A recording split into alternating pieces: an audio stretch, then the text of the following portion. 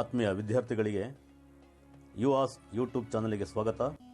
ಇಂದಿನ ತರಗತಿಯಲ್ಲಿ ನಾನು ದ್ವಿತೀಯ PUC computer science chapter 1 typical configuration of computer system ಈ ಒಂದು ವಿಷಯದ ಬಗ್ಗೆ ಸರಳವಾದ ನೋಟ್ಸ್ ಅನ್ನು ಯಾವ ರೀತಿ ಸಿದ್ಧಪಡಿಸೋದು, ಹಾಗೆ ಇರ್ತಕ್ಕಂಥ ಬ್ಲೂ ಪ್ರಿಂಟ್ ಪ್ರಕಾರ ಇರ್ತಕ್ಕಂಥ ಸಂಪೂರ್ಣ ಅಂಕವನ್ನು ಯಾವ ರೀತಿ ಪಡ್ಕೊಳ್ಳೋದು, ಇದರ ಬಗ್ಗೆ ನಾನು ಒಂದು ಸಂಕ್ಷಿಪ್ತವಾಗಿ ಹೇಳ್ತಾ ಹೋಗ್ತೇನೆ.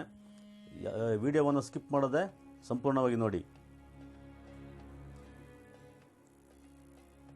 According to the blueprint, this chapter contains 4 marks.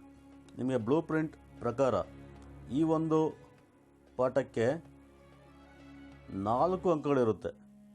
1 ಅಂಕದ 1 ಪ್ರಶ್ನೆ ಮತ್ತು 3 ಅಂಕದ 1 ಪ್ರಶ್ನೆ ಬರ್ತಕ್ಕಂಥ ಸಾಧ್ಯತೆ ತುಂಬ ಇರುತ್ತೆ. ಹಾಗಾಗಿ 1+3 ಟೋಟಲ್ 4 ಮಾರ್ಕ್ಸ್ ಆಗುತ್ತೆ. ಅಥವಾ ಕ್ವಶನ್ ಪೇಪರ್ ಪ್ಯಾಟರ್ನಲ್ಲಿ ಬದಲಾವಣೆಗಳಾದರೆ ನಿಮಗೆ ಈ ಚಾಪ್ಟರ್ಲಿ 5 ಅಂಕದ ಒಂದು ಪ್ರಶ್ನೆ ಸಹ ಬರ್ತಕ್ಕಂಥ ಸಾಧ್ಯತೆ ಇರ್ತದೆ.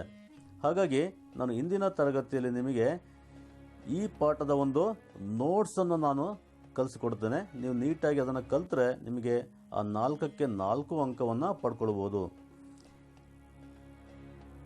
Typical configuration of computer system, ಇದರಲ್ಲಿ ನೀವು ಸಂಪೂರ್ಣವಾದ ಒಂದು ಮೂಲಭೂತವಾದ ಜ್ಞಾನವನ್ನು ಪಡ್ಕೊಳ್ತೀರಾ. ಕಂಪ್ಯೂಟರ್ ಅಂದರೆ ಏನು, ಅದಿರ್ತಕ್ಕಂಥ ಬೇರೆ ಬೇರೆ ಡಿವೈಸ್ಗಳ ಬಗ್ಗೆ, ಅದರಲ್ಲೂ ಮುಖ್ಯವಾಗಿ ಮದರ್ ಬೋರ್ಡ್ ಬಗ್ಗೆ ನೀವು ಕಲಿತಾ ಹೋಗ್ತೀರಾ.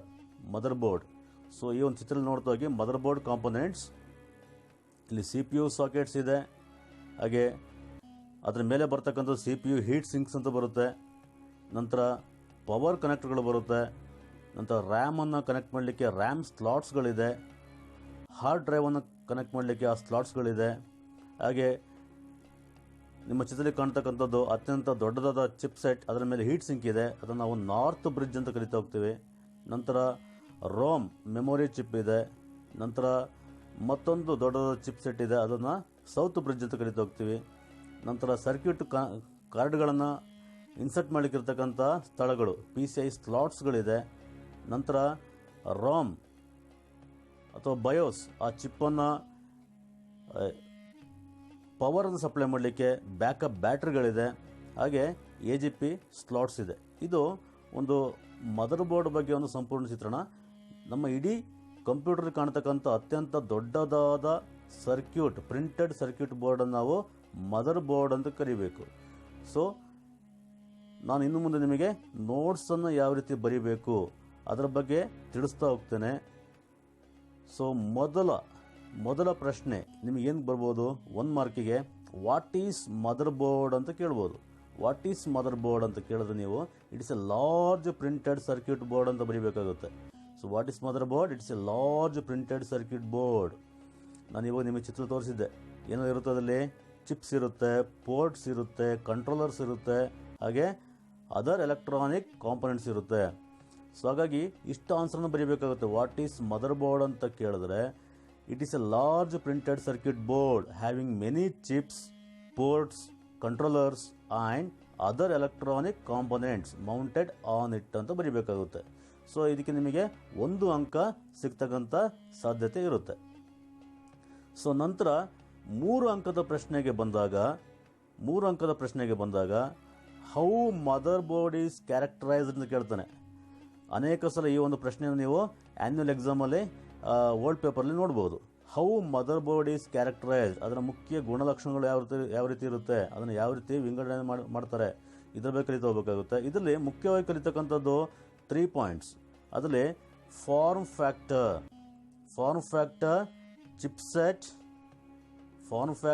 ಚಿಪ್ಸೆಟ್ ಹಾಗೆ ಪ್ರಾಸೆಸರ್ ಸಾಕೆಟ್, ಈ 3 ಪಾಯಿಂಟನ್ನು ನೀವು ಬೈಟ್ ಮಾಡ್ಕೊಳ್ಬೇಕು.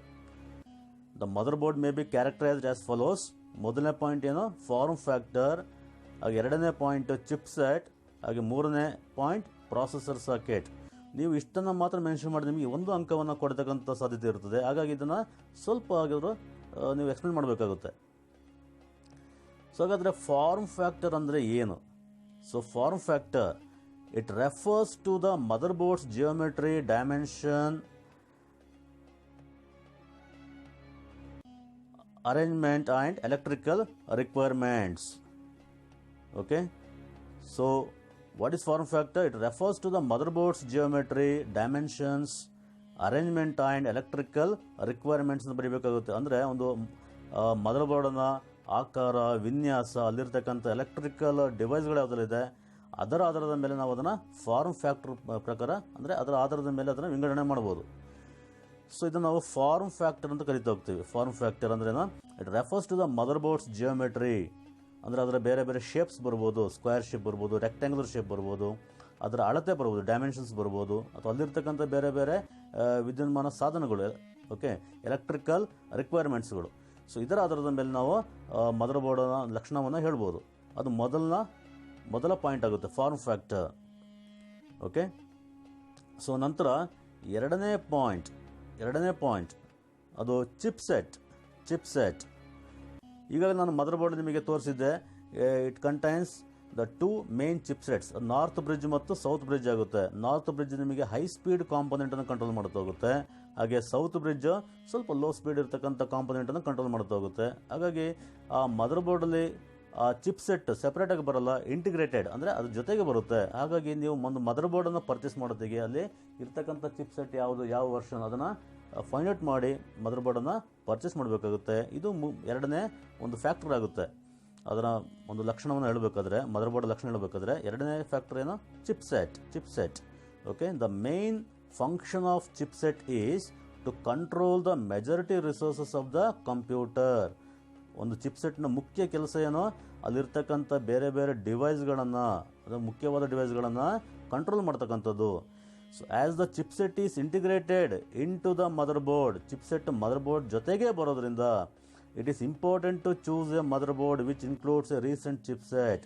ಹಾಗಾಗಿ ಇತ್ತೀಚೆಗೆ ಬಂದಂಥ ಚಿಪ್ಸೆಟ್ ಇರ್ತಕ್ಕಂಥ ಮದರ್ಬೋರ್ಡನ್ನು ಚೂಸ್ ಮಾಡಬೇಕಾಗುತ್ತೆ. ಸೊ ಇದು ಎರಡನೇ ಒಂದು ಲಕ್ಷಣ ಆಗುತ್ತೆ, characteristics of the motherboard. Okay, so ಮೂರನೇ ಪಾಯಿಂಟ್ ಪ್ರಾಸೆಸರ್ ಸಾಕೆಟ್. ಸೊ ಈ ಪ್ರಾಸೆಸರ್ ಸಾಕೆಟಲ್ಲಿ ನೀವು ಎರಡು ರೀತಿಯ ಸಾಕೆಟ್ ನೋಡ್ಬೋದು. ಒಂದು ಆಯತಾಕಾರ, ಮತ್ತೊಂದು ವರ್ಗಾಕಾರ, ಅಂದರೆ ಚೌಕಾಕಾರ, ಅಂದರೆ ರೆಕ್ಟ್ಯಾಂಗುಲರ್ ಶೇಪ್ಡ್ ಮತ್ತೊಂದು ಸ್ಕ್ವೇರ್ ಶೇಪ್ಡ್ ಅಂತ ಕರಿತೀವಿ. Rectangular shaped and square shaped ಕರಿತೀವಿ. ರೆಕ್ಟ್ಯಾಂಗುಲರ್ ಶೇಪ್ಡ್ ಕನೆಕ್ಟರ್ ಹಾಗೆ ಸ್ಕ್ವೇರ್ ಶೇಪ್ಡ್ ಕನೆಕ್ಟರ್. ಓಕೆ, ಇದರ ಆಧಾರದ ಮೇಲೆ ಸಹ ನೀವು ಅದು ಯಾವ ರೀತಿ ಮದರ್ಬೋರ್ಡ್, ಓಕೆ, ಆ ರೀತಿ ನೀವು ಅದನ್ನು ಕ್ಯಾಟಗರೈಸ್ ಮಾಡ್ಬೋದು ಅಥವಾ ಅದನ್ನು ವಿಂಗಡಣೆ ಮಾಡ್ಬೋದು. ಸೊ ಡಿಯರ್ ಸ್ಟೂಡೆಂಟ್ಸ್, ಸೊ ಇದಿಷ್ಟು ನೀವು ಈ ಒಂದು ಪ್ರಶ್ನೆ ಕೇಳಿದಾಗ ಹೌ ಮದರ್ಬೋರ್ಡ್ ಈಸ್ ಕ್ಯಾರೆಕ್ಟರೈಸ್ಡ್ ಅಂತ ಕೇಳಿದಾಗ ಇಷ್ಟು ಆನ್ಸರ್ನ ಬರೀಬೇಕಾಗುತ್ತೆ. The motherboard may be characterised as follows. ಯಾವ ರೀತಿ? ಒಂದು ಫಾರ್ಮ್ ಫ್ಯಾಕ್ಟರ್, ಮತ್ತೊಂದು ಚಿಪ್ಸೆಟ್, ಮತ್ತೊಂದು ಪ್ರಾಸೆಸರ್ ಸಾಕೆಟ್. ಹಾಗಾದರೆ ಫಾರ್ಮ್ ಫ್ಯಾಕ್ಟರ್ ಅಂದರೆ ಏನು? It refers to the motherboard's geometry, dimensions, arrangement and electrical requirements ಅಂತ ಬರೀಬೇಕಾಗುತ್ತೆ. ಹಾಗಾದರೆ ಚಿಪ್ಸೆಟ್ ಬಗ್ಗೆ ಏನು ಬರೀತೀರಾ? The main functions of the chipset is to control the majority of the resources of the computer. As the chipset integrated into the motherboard, it is important to choose a motherboard which includes a recent chipset ಅಂತ ಬರೀಬೇಕಾಗುತ್ತೆ. ನಂತರ processor socket ಬಗ್ಗೆ ಕೇಳಿದಾಗ the processor socket may be A rectangular connector, ಒಂದು ಆಯತಾಕಾರದ connector ಇರ್ಬೋದು, ಅಥವಾ A square shaped connector ಇರ್ಬೋದು, ಅಂದರೆ ಚೌಕಾಕಾರದ ಕನೆಕ್ಟರ್ ಇರ್ಬೋದು. Into which the processor is directly inserted ಅಂತ ಬರೀಬೇಕು. ನೇರವಾಗಿ ಪ್ರಾಸೆಸರ್ನಲ್ಲಿ ನಾವು ಅದನ್ನು ಸೇರಿಸ್ತಾ ಹೋಗ್ತೀವಿ, ಇನ್ಸರ್ಟ್ ಮಾಡ್ತಾ ಹೋಗ್ತೀವಿ. ಸೊ ಇದು ನಿಮ್ಮ 3 ಅಂಕದ ಪ್ರಶ್ನೆಗೆ ಕೇಳ್ಬೋದು, ಹೌ ಮದರ್ಬೋರ್ಡ್ ಈಸ್ ಕ್ಯಾರೆಕ್ಟರೈಸ್ಡ್. ಸೊ ನಂತರ ನೋಡೋದಾದರೆ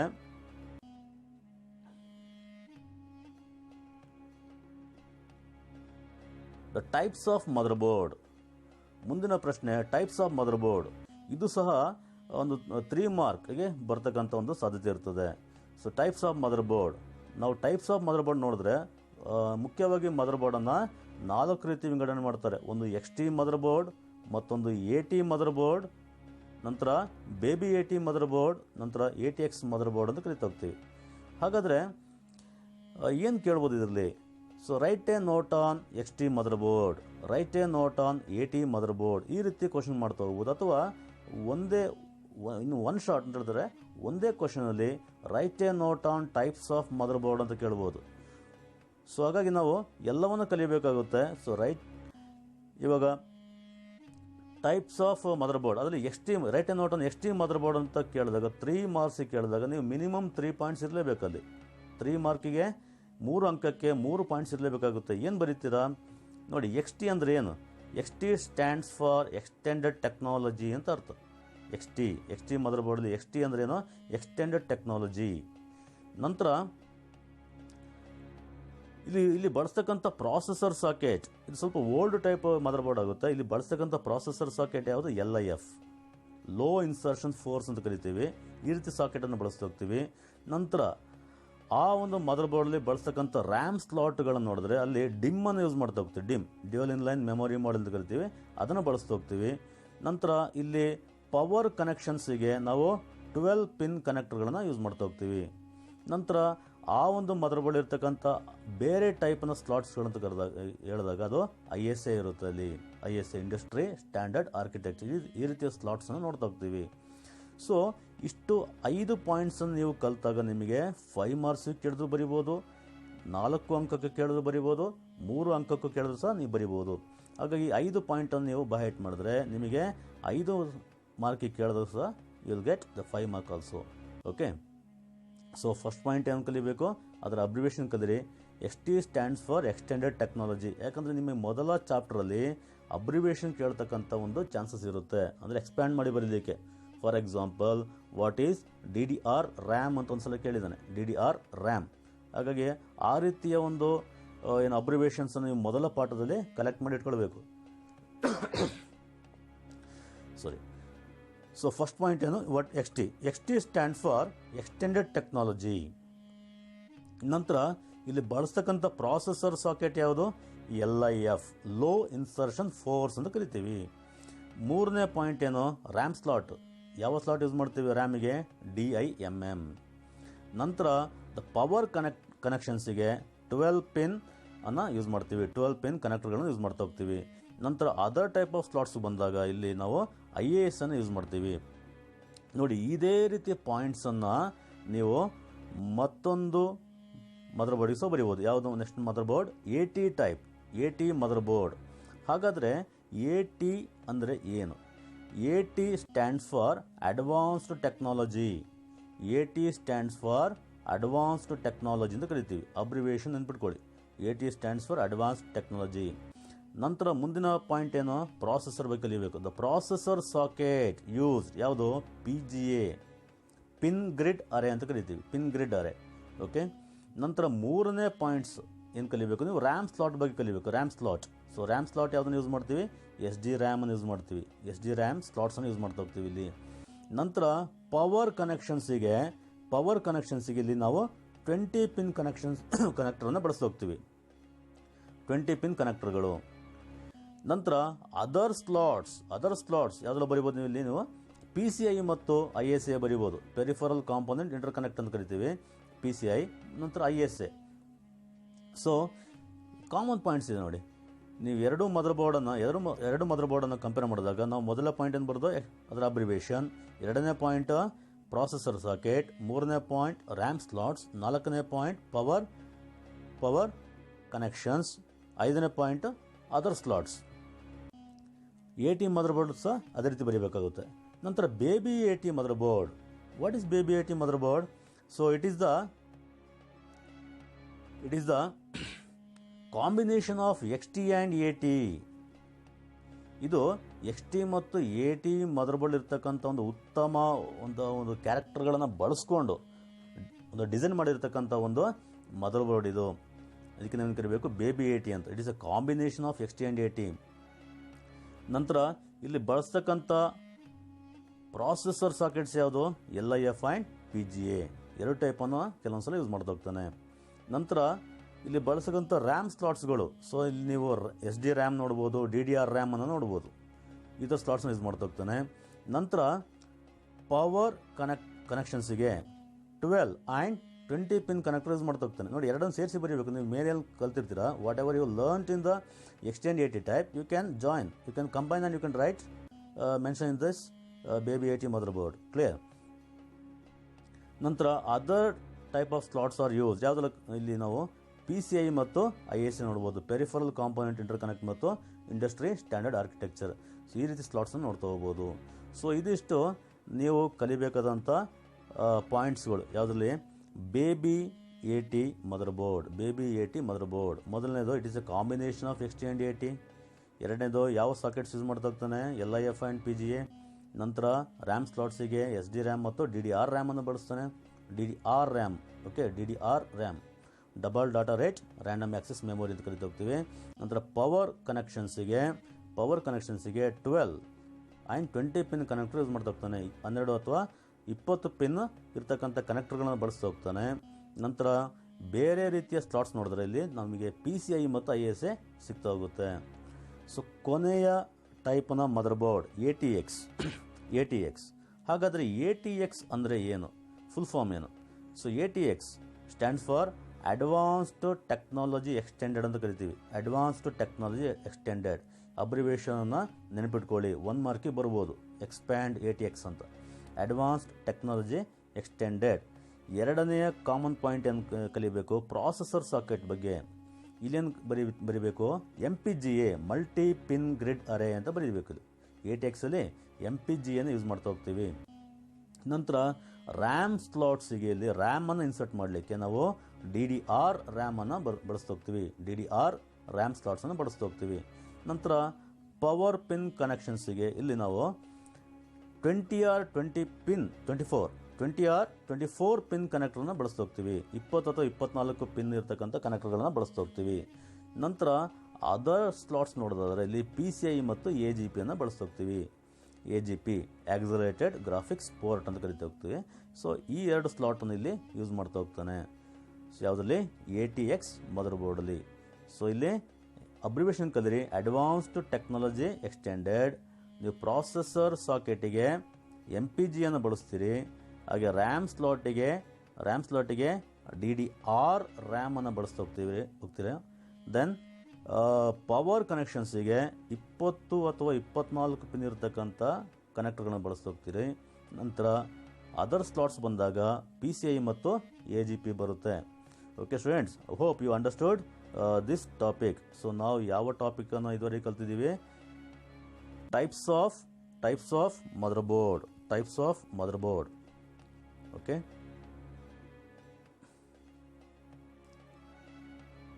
ಸೊ ಟೈಪ್ಸ್ ಆಫ್ ಮದರ್ಬೋರ್ಡ್ ಬಗ್ಗೆ ಕಲ್ತಿದ್ದೇವೆ.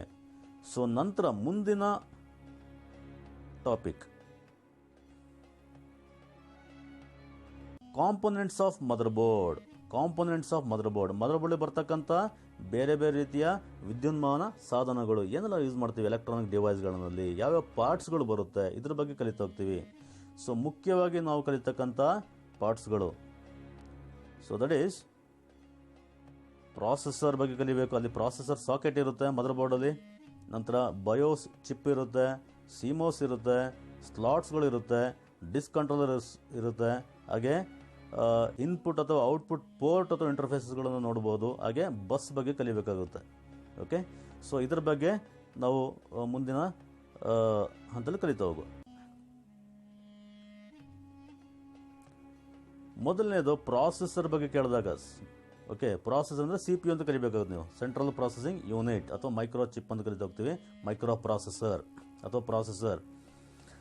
ಸೊ ಇದು ನಿಮಗೆ ಪ್ರಥಮ PUC ಇದ್ರ ಬಗ್ಗೆ ಸ್ವಲ್ಪ ಬಂದಿದೆ, ಫಸ್ಟ್ PU ಅಲ್ಲೇ. What is processor? So it is A single integrated circuit chip. ಅಂದರೆ IC, ಇಂಟಿಗ್ರೇಟೆಡ್ ಸರ್ಕ್ಯೂಟ್ ಅಂದರೆ IC ಅಂತ ಕರಿತೀವಿ ಶಾರ್ಟ್ ಆಗಿ. And is known as the micro processor. Okay, CPU ಅಂದ್ರೇನು? It is A single integrated circuit chip. It is also known as micro processor. Okay, ನೀವು ಒಂದು point ಮಾಡ್ಬೋದು. ಮುಂದಿನ ಪಾಯಿಂಟ್ ಬೇಕಾದ್ರೆ ನಿಮಗೆ, CPU consists of ALU, CU and registers like important components. ಈ CPU ಅಲ್ಲಿ arithmetic logic unit ಇರ್ಬೋದು, ಅಥವಾ ಕಂಟ್ರೋಲ್ ಯೂನಿಟ್ ಇರ್ಬೋದು, ಅಥವಾ ಒಂದು ಶಾರ್ಟ್ ಮೆಮೊರಿಗಳು ಇರ್ಬೋದು. ಅಂದರೆ ರಿಜಿಸ್ಟರ್ಸ್ ಅಂತ ಕರಿತಾ ಹೋಗ್ತೀವಿ, ಒಂದು ಸಣ್ಣ ಒಂದು ಮೆಮೊರಿ ಯೂನಿಟ್ಸ್ಗಳು. ಈ ರೀತಿಯ ಒಂದು ಮುಖ್ಯವಾದ ಕಾಂಪೊನೆಂಟ್ಗಳನ್ನು ಇದು ಒಳಗೊಂಡಿರುತ್ತೆ CPU.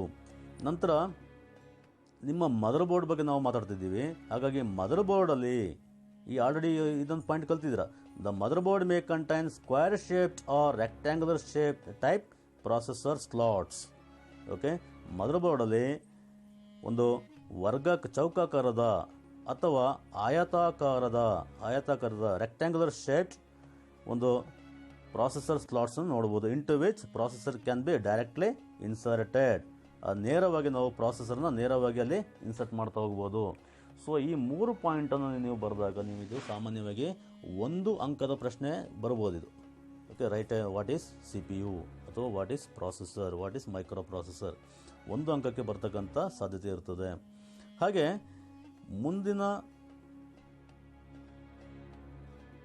ಮುಂದಿನ ಟಾಪಿಕ್ ಯಾವುದು? ಕಾಂಪೊನೆಂಟ್ಸ್ ಆಫ್ ಮದರ್ ಬೋರ್ಡಲ್ಲಿ ಬಯೋಸ್. ನೋಡಿ, ಎಲ್ಲೆಲ್ಲಿ ಅಬ್ರಿವೇಷನ್ಸ್ ಬರುತ್ತೆ ನೀವು ಅಬ್ರಿವೇಷನ್ಸನ್ನು ಬೈಟ್ ಮಾಡಬೇಕಾಗುತ್ತೆ. ಅಬ್ರಿವೇಷನ್ಸ್ ಅಂದರೆ ಎಕ್ಸ್ಪೆನ್ಷನ್ ಫಾರ್ಮ್. ಓಕೆ, ಬಯೋಸ್ ಅಂದ್ರೆ ಏನು? ಫುಲ್ ಫಾರ್ಮ್ ಬಯೋಸ್ ಅಂದ್ರೆ ಏನು? That is basic input output system. Basic input output system. B ಅಂದರೆ ಬೇಸಿಕ್, ಐ ಅಂದರೆ ಇನ್ಪುಟ್, ಓ ಅಂದರೆ ಔಟ್ಪುಟ್ ಸಿಸ್ಟಮ್ ಆಗುತ್ತೆ. ಇದು ಮೊದಲ ಪಾಯಿಂಟನ್ನು ಮಾಡ್ಕೊಳ್ಳಿ ನೀವು. ಎರಡನೇ ಪಾಯಿಂಟಿಗೆ ಇದರ ಫಂಕ್ಷನ್ಸ್ ಬರೀಬೇಕಾಗುತ್ತೆ, ಏನು ಕೆಲಸ ಮಾಡುತ್ತೆ ಅದು. So it is a small chip on the mother board. ಏನಿದು? ಒಂದು ಮದರ್ ಬೋರ್ಡ್ ಮೇಲೆ ಕಾಣತಕ್ಕಂಥ ಒಂದು ಸಣ್ಣದ ಚಿಪ್ ಸೆಟ್ ಇದು. ಓಕೆ, ಮೆಮೊರಿ ಇದು. It holds a set of instructions to load the hardware settings. Okay, it holds a set of instructions ಅಂದರೆ ಪ್ರೋಗ್ರಾಮ್ಸ್ಗಳು. ಓಕೆ, ಅಂದರೆ ಒಂದು ಸೂಚನೆಗಳನ್ನು ಪಟ್ಟಿ ಇರುತ್ತೆ. ಏನಕ್ಕೆ? To load the hardware settings required to activate various devices like keyboard, monitor etcetera. ಆ keyboard, monitor ಅಥವಾ ಬೇರೆ ಬೇರೆ ಡಿವೈಸ್ಗಳನ್ನು ಆಕ್ಟಿವೇಟ್ ಮಾಡಲಿಕ್ಕೆ ಇರ್ತಕ್ಕಂಥ ಸೂಚನೆಗಳಿರುತ್ತೆ ಇಲ್ಲಿ ಬಯೋಸಲ್ಲಿ. ಸೊ ಇದು ಅದರ ಮುಖ್ಯವಾದ ಕೆಲಸ. ಇದನ್ನು ಈ ಪಾಯಿಂಟ್ ನೀವು ಕಲೀಲೇಬೇಕಾಗುತ್ತೆ. ಓಕೆ, ವಾಟ್ ಈಸ್ ಬಯೋಸ್ ಕೇಳಿದಾಗ ಈ ಪಾಯಿಂಟ್ ಬರೀಬೇಕು. What is BIOS?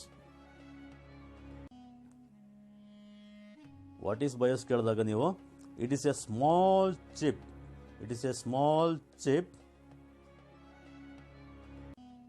on the motherboard. It holds a set of instructions to load the hardware settings required to activate various devices like keyboard, monitors, etc. ಅಂತ ಬರೀಬೇಕು. Okay, ಇದು ತುಂಬ important point. ಇದು BIOS ನಿಮಗೆ 1 ಅಂಕಕ್ಕೆ ಬರ್ತಕ್ಕಂಥ chance ಇರುತ್ತೆ. ನೋಡಿ, ನೀವು 1 ಅಂಕವನ್ನು ಕಳ್ಕೊಂಡ್ರೆ ನಿಮಗೆ 70ಕ್ಕೆ 70 ಅಂಕ ಪಡಿತಕ್ಕಂಥ ಚಾನ್ಸಸ್ಸು ಕಡಿಮೆ ಆಗುತ್ತೆ. ಹಾಗಾಗಿ 1 ಅಂಕದ ಪ್ರಶ್ನೆಗಳನ್ನು ನೀವು ನೀಟಾಗಿ ಕಲಿಯಬೇಕಾಗುತ್ತೆ. ಓಕೆ, ಯಾಕಂದರೆ 1 ಅಂಕದ ಪ್ರಶ್ನೆಗಳಿಗೆ ದೇರ್ ಇಸ್ ನೋ ಚಾಯ್ಸ್ ಇರಲ್ಲ. ಚಾಯ್ಸ್ ಇಲ್ಲದೆ ಇರೋದ್ರಿಂದ ಈ ರೀತಿ ಚಿಕ್ಕ ಅಂದರೆ ಒಂದೊಂದು ಮಾರ್ಕಿಗೆ ಬರ್ತಕ್ಕಂಥ ಆನ್ಸರ್ಗಳನ್ನು ನೀವು ನೀಟಾಗಿ ಪ್ರಾಕ್ಟೀಸ್ ಮಾಡಿ. ಸೊ ವಾಟ್ ಈಸ್ ಬಯೋಸ್ ಕೇಳಿದಾಗ it is a small chip on the mother board. Okay, ಇದು ಒಂದು ಸಣ್ಣದ chip. It holds a set of instructions. ಏನಿರ್ತದಲ್ಲಿ ಒಂದು ಸೆಟ್ ಆಫ್ ಇನ್ಸ್ಟ್ರಕ್ಷನ್ಸ್ ಇರುತ್ತೆ. ಏನಕ್ಕೆ ಬೇಕಾ instruction? To load the hardware settings. ಯಾವುದ್ರದ್ದು? ಏನಕ್ಕೆ?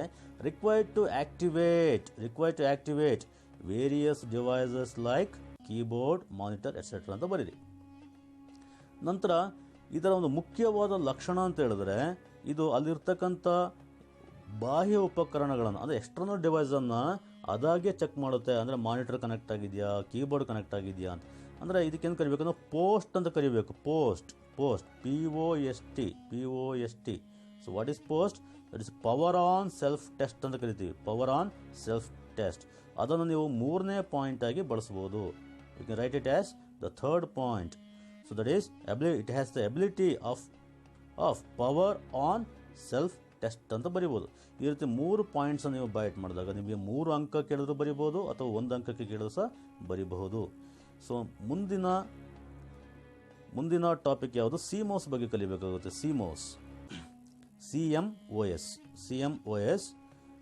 ಇಲ್ಲೂ ಅಷ್ಟು ನೋಡಿ, ಅಬ್ರಿವೇಷನ್ ಬರುತ್ತೆ. ಅಬ್ರಿವೇಷನ್ ಬಂದಾಗ ನೀವು ಬೈಟ್ ಮಾಡಬೇಕಾಗುತ್ತೆ. ಅಬ್ರಿವೇಷನ್ ಅದು ಏನು? Abbreviations. Okay, so CMOS stands for complementary metal oxide semiconductor. Okay, complementary metal oxide semiconductor ಅಂತ ಕರಿತೀವಿ. ಸಿ ಅಂದರೆ complementary metal oxide semiconductor abbreviation ಇದು. ಇದನ್ನು 1ನೇ ಪಾಯಿಂಟ್ ಮಾಡ್ಕೊಳ್ಳಿ. 2ನೇ ಪಾಯಿಂಟ್, ಅದು ಏನು ಫಂಕ್ಷನ್, ಅದೇನು ಕೆಲಸ ಮಾಡುತ್ತೆ, ಏನಕ್ಕೆ ಬೇಕು ಈ CMOS, ಈ ಒಂದು ಚಿಪ್ ಏನಕ್ಕೆ ಬೇಕು ನಮಗೆ? It's a type of memory chip. ಏನಿದು? It's a type of memory chip. Okay, so to store the date, time and system setup parameter.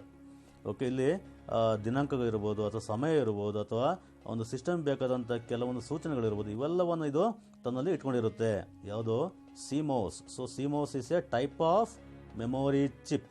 Okay, it's a type of memory chip to store the date.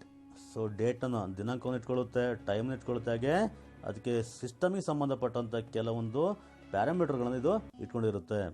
So ಇದು ಅದರ ಒಂದು ಮುಖ್ಯವಾದ ಕೆಲಸ. ಹಾಗಾಗಿ CMOS ಅದು of ಆಗಬಾರ್ದು. ನೀವು ಕಂಪ್ಯೂಟರ್ನ of ಮಾಡಿದ್ರು ಮದರ್ ಬೋರ್ಡ್ ಇರ್ತಕ್ಕಂಥ ಒಂದು ಸಣ್ಣ ಒಂದು ಬ್ಯಾಟ್ರಿ, ಲೀಥಿಯಂ ಅಯಾನ್ ಬ್ಯಾಟ್ರಿ, ಅದಕ್ಕೆ ನಿರಂತರವಾಗಿ ಪವರನ್ನು ಸಪ್ಲೈ ಮಾಡ್ತಾ ಇರುತ್ತೆ. ಆ ಪಾಯಿಂಟ್ಸ್ ನೀವು ಬರಿಬೋದು ಇಲ್ಲಿ. CMOS are kept powered by small lithium ion battery. ಈ ಸಿಮೋಸಿಗೆ ಆ ಲೀಥಿಯಂ ಅಯಾನ್ ಬ್ಯಾಟ್ರಿ ಏನಿದೆ, ಆ ಬ್ಯಾಟ್ರಿಯಿಂದ ನಿರಂತರವಾಗಿ ಪವರ್ ಸಪ್ಲೈ ಆಗ್ತಾ ಇರುತ್ತೆ, ಕರೆಂಟ್ ಸಪ್ಲೈ ಆಗ್ತಾ ಇರುತ್ತೆ, ಹಾಗಾಗಿ ಅದು ಆಫ್ ಆಗಲ್ಲ. ಓಕೆ, ಸೊ ಇಷ್ಟು 3 ಪಾಯಿಂಟ್ ನೀವು ಕಲಿತಾಗ ನಿಮಗೆ 3 ಅಂಕಕ್ಕಾದರೂ ಬರಿಬೋದು ಅಥವಾ 1 ಅಂಕದ ಪ್ರಶ್ನೆಗಾದ ಉತ್ತರವನ್ನು ಬರಿಬೋದು. ಅರ್ಥ ಆಗ್ತಿಲ್ಲ ಮಕ್ಕಳೇ? ಸೊ ಮುಂದಿನ ಟಾಪಿಕ್ ಯಾವುದು? ಸ್ಲಾಟ್ಸ್ ನೋಡಿ. ಸ್ಲಾಟ್ಸ್ ಈಗ ನಿಮಗೆ 5 ಅಂಕದ ಪ್ರಶ್ನೆಗೆ ಸಹ ಇದನ್ನು ಕಲಿಬೇಕಾಗುತ್ತೆ, ಅಥವಾ 1 ಅಂಕ ಅಥವಾ 3 ಅಂಕ. ಓಕೆ, ಇದನ್ನು ಕಲಿಬೇಕಾಗುತ್ತೆ. ಸೊ ಸ್ಲಾಟ್ಸ್ ಅಂತ ಹೇಳಿದ್ರೆ it's opening a computer where you can insert the circuit board ಅಂತ ಬರಿಬೋದು. ಸ್ಲಾಟ್ಸ್ ಅಂದರೆ ಏನು? ಓಕೆ, ಇದು ಒಂದು ಕಂಪ್ಯೂಟರ್ ಇರ್ತಕ್ಕಂಥ ಒಂದು ಕೆಲವೊಂದು ತೆರೆದ ಭಾಗಗಳು ಅಲ್ಲಿ ನೀವು ಸರ್ಕ್ಯೂಟ್ ಬೋರ್ಡನ್ನು ಇನ್ಸರ್ಟ್ ಮಾಡ್ತಾ ಹೋಗ್ತೀರಾ.